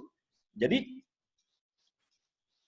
mengenai nanti cost-nya atau investment-nya atau pelaksanaannya seperti apa itu secara teknis, sebenarnya kalau kita mau sama-sama untuk dilakukan secara sama-sama, dalam hal ini gini Pak, cold storage besar itu orang-orang berpikir mahal. Tapi sebenarnya itu bukan mahal, Pak. Itu bukan mahal. Kalau desainnya benar. Kembali lagi, pendekatan sistem desainnya benar. Cold storage besar, perhitungannya masuk sekian ton, keluar sekian ton, suhu produk sekian derajat Celcius. Misalnya seandainya butuh misalnya 50 kW. Misalnya. Ternyata didesain kebutuhannya 80 kW. Jadi mahal kan, Pak?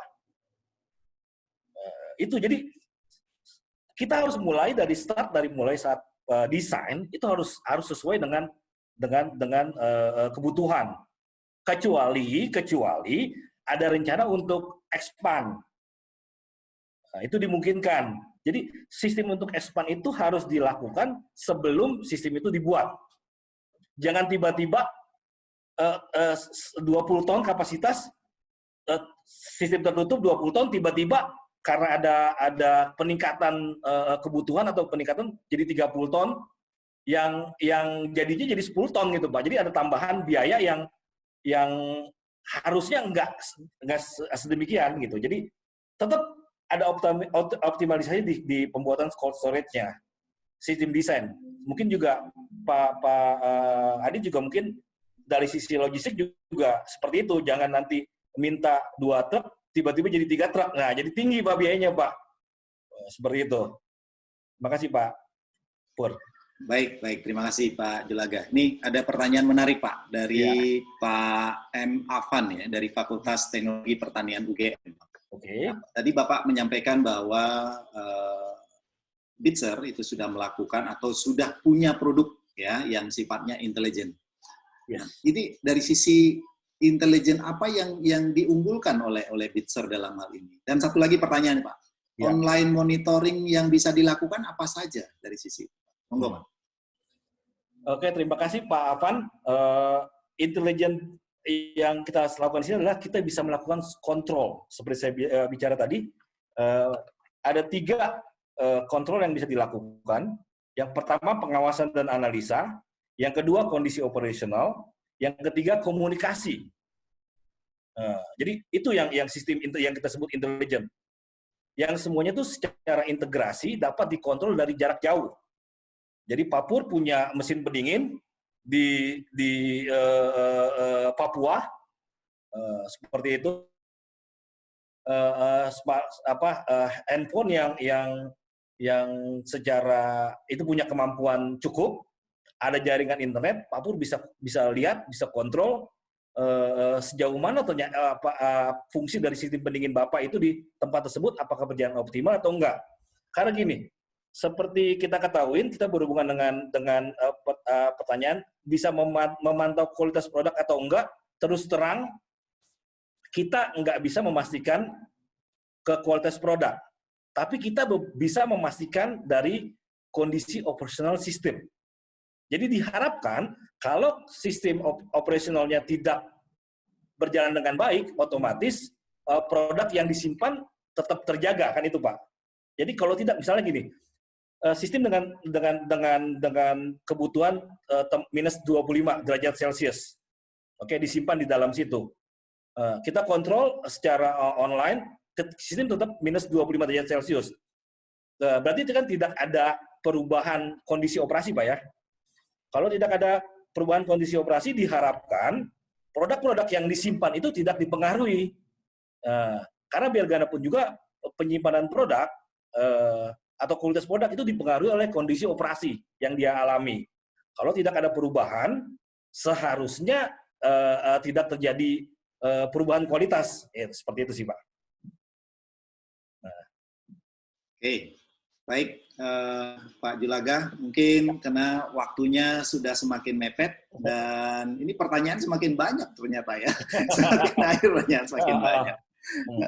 Ya, untung tadi sudah dibagi-bagi pertanyaannya. Nah, untuk sesi penutup mungkin ya. Sorry Pak, ya. Pak, boleh gini Pak. Ya. Dalam awal September, BISER akan mengadakan webinars di kita. Jadi di situ ada 4 topik yang akan kita bahas. Yang pertama adalah kondensing unit yang kita miliki. Yang kedua, bagaimana membedakan fake dengan original. Yang ketiga, IQ modul. Yang keempat, jaringan servis. Jadi diharapkan mungkin nanti dari beberapa teman-teman yang belum cukup puas dengan jawaban saya bisa minta ke Ibu Nelly untuk didaftarkan di webinar BISER, seperti itu Pak. Terima kasih Pak. Oke, terima kasih Pak Purnaya, sepertinya Bu Ines juga harus meninggalkan Zoom. Mungkin kalau misalnya ada pertanyaan atau ada pesan untuk Bu Ines. Baik, mungkin pertanyaan untuk Bu Ines mungkin nanti bisa di cover Pak Adit atau Pak Julaga mungkin.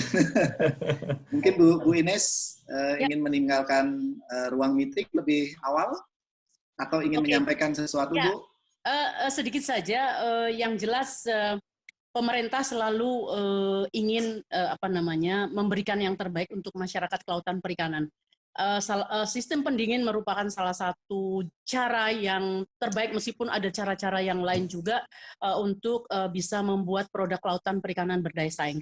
Tadi seperti yang dibilang, orang pasti kepengennya tuh ya, sistem pendingin yang kita pilih adalah kalau bisa yang murah tapi kualitasnya bagus, durability-nya dan seterusnya itu bagus. Jadi itu pasti hukum apalagi hukumnya emak-emak dalam membeli sesuatu. Itu pasti itu Pak yang diharapkan. Jadi pasti dipahami lah, kalau bisa nawar semurah-murahnya tapi dapat barang bagus, itu kepuasan tersendiri untuk para ibu. Tapi sebagai pemerintah pasti berkeinginan untuk memberikan yang terbaik bagi masyarakat, terutama di daerah-daerah remote. Tapi tadi ada masalah terkait dengan listrik dan sarana pendukung lainnya. Tapi kita tidak akan tinggal diam, kita akan terus melakukan itu. Mudah-mudahan teman-teman yang di daerah pinggir nanti listrik dan seterusnya tidak menjadi kendala lagi. Kami sedang bekerja sama juga dengan Kementerian Energi dan Sumber Daya Mineral untuk membuat solar panel sebagai substitusi untuk kebutuhan listrik di daerah. Mungkin itu saja, saya mohon pamit nih Bapak dan Ibu. Nanti kalau ada yang membutuhkan hal-hal yang lebih lanjut, kami Saya tetap ada di depan Gambir, jadi silakan saja saya dihubungi. Terima kasih sekali lagi, saya Baik. mohon Terima kasih, Bu maaf. Ines. Selamat sore. Kalian selamat Pak. sore. Assalamualaikum warahmatullahi wabarakatuh. Baik, Bapak Ibu sekalian, untuk para narasumber kami, silakan kami akan berikan kesempatan untuk memberikan kata penutup dan juga kesimpulan. Pak Aditya, silakan Pak, sekitar 2 menit waktunya. Ya, saya pikir terima kasih atas kesempatan yang diberikan. Menurut saya ini adalah waktu yang sangat penting, istilahnya unprecedented ya, dalam sejarah belum pernah kita merasakan seperti ini. Tapi kalau menurut saya, ya memang ini adalah masa yang sulit, tapi juga kalau misalnya kita lihat dari sisi yang lain, banyak peluang yang bisa didapatkan. Seperti saya sebutkan tadi, misalnya peluang-peluang pasar yang bisa kita lihat, bisa kita dapatkan di masa sulit ini. Karena kalau misalnya ada yang turun, kita optimis bahwa akan naik kembali. Pada saat nantinya industri ini akan kembali atau perekonomian akan kembali, kita juga udah harus siap. Istilahnya, we have to come out stronger than before the COVID. Ya. Jadi kuncinya bagaimana kita memperkuat diri kita saat ini supaya kita nantinya pada saat new normal atau next normal kita juga sudah siap mengambil peluang. Dan peluang itu bukan hanya dalam negeri, seperti saya sebutkan tadi, banyak sekali volume atau peluang-peluang bisnis limpahan yang terjadi dikarenakan terjadi disrupsi di international freight dan juga dengan adanya perang dagang antara Cina dan Amerika yang menurut saya harusnya bisa kita manfaatkan kesempatan ini. Itu saja dari saya. Terima kasih. Saya kembalikan lagi ke Bu Nelly. Baik, terima kasih Pak Aditya. Sekarang silakan Pak Julaga untuk memberikan kata penutup dan juga summary. Pak Julaga, silakan. Terima kasih, Bu Nelly. Bangsa Indonesia adalah bangsa yang besar. Kita pernah mengalami beberapa krisis, kita pernah mengalami beberapa masalah, dan kita survive. Jadi jangan pernah khawatir, jangan pernah takut dengan kondisi saat ini. Mari kita masing-masing kita siapkan diri kita masing-masing, kita saling kerjasama, terutama di industri cold chain ini, dari pihak produsen, dari pihak logistik, dari pihak infrastruktur, mari kita sama-sama duduk bareng, kita sama-sama sumbang saran untuk mengatasi masalah ini kita sama-sama. Saya pikir segala sesuatu selama kita lakukan sama-sama, saya pikir bukan sesuatu hal yang sulit. Bangsa kita bangsa besar, ayo kita sama-sama selesaikan masalah ini, kita hadapi masalah ini sama-sama. Pak Adit, Bu Ines, Pak Pur, Bu Nelly, saya harapkan perbincangan ini nggak berhenti sampai di sini. Kita terus untuk sama-sama memikirkan jalan keluar. Jangan pernah nyerah. Itu aja sih dari saya. Terima kasih.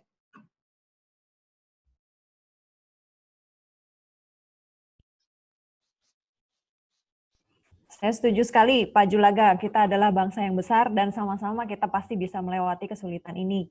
Baik, Pak Purnaya mungkin ada kata penutup dan juga kesimpulan. Silakan Pak Purnaya.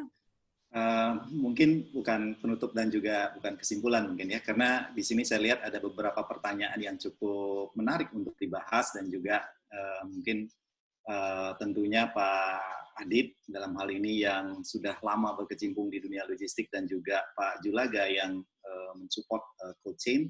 Harapannya nanti industri cold chain di Indonesia ini memang benar-benar menjadi tuan rumah di rumahnya sendiri gitu ya, tidak hanya sekedar menjadi pasar gitu ya. Kalau saya lihat beberapa pertanyaan tadi ada yang mungkin sifatnya pribadi gitu ke Pak Adit ya, pribadi dalam hal bisnis ini Pak Adit ya. Kemudian juga ke Pak Julaga juga sifatnya teknis, mungkin nanti bisa disampaikan secara offline. Mungkin sebagai penutup dari saya, terima kasih banyak Bapak-bapak dan juga Bu Ines dan Bu Nelly atas kesempatannya untuk berdiskusi. Sayang waktunya singkat ya, padahal diskusinya sangat menarik nih sebenarnya. Mungkin di lain kesempatan kita bisa berdiskusi panjang lebar. Terima kasih, selamat sore. Oke, baik. Terima kasih Pak Purnaya. Ini ada beberapa pertanyaan yang masuk. Nanti dari tim PPI akan mengirimkan ke masing-masing panelis. Baik, untuk sekarang, untuk penutup, bagi peserta webinar yang masih membutuhkan untuk materi dari presentasi para panelis, bisa mengirimkan email ke kami di markom@pelitapromo.com. Jadi silahkan email ke kami, nanti akan kami kirimkan materi dari para panelis hari ini. Oke, hadirin sekalian semua, kita sudah memasuki sesi akhir dari acara webinar ISM sore hari ini. Saya Nelly dan tim ISM Co-Chain mohon undur diri. Terima kasih atas semua antusiasmenya. Kiranya webinar ini dapat bermanfaat. Mohon maaf jika masih ada dan banyak kekurangan dari kami. Terima kasih kepada Pak Aditya atas waktu dan pemaparannya. Bapak Julaga, terima kasih atas waktu dan pemaparannya. Dan juga Pak Purnaya, terima kasih banyak. Semoga kita semua selalu dalam keadaan sehat, dalam keadaan yang baik-baik saja, dan tetap produktif. Terima kasih ya Pak, sampai ketemu lagi di lain kesempatan. Terima kasih. Pamit, undur diri, terima kasih. Terima kasih.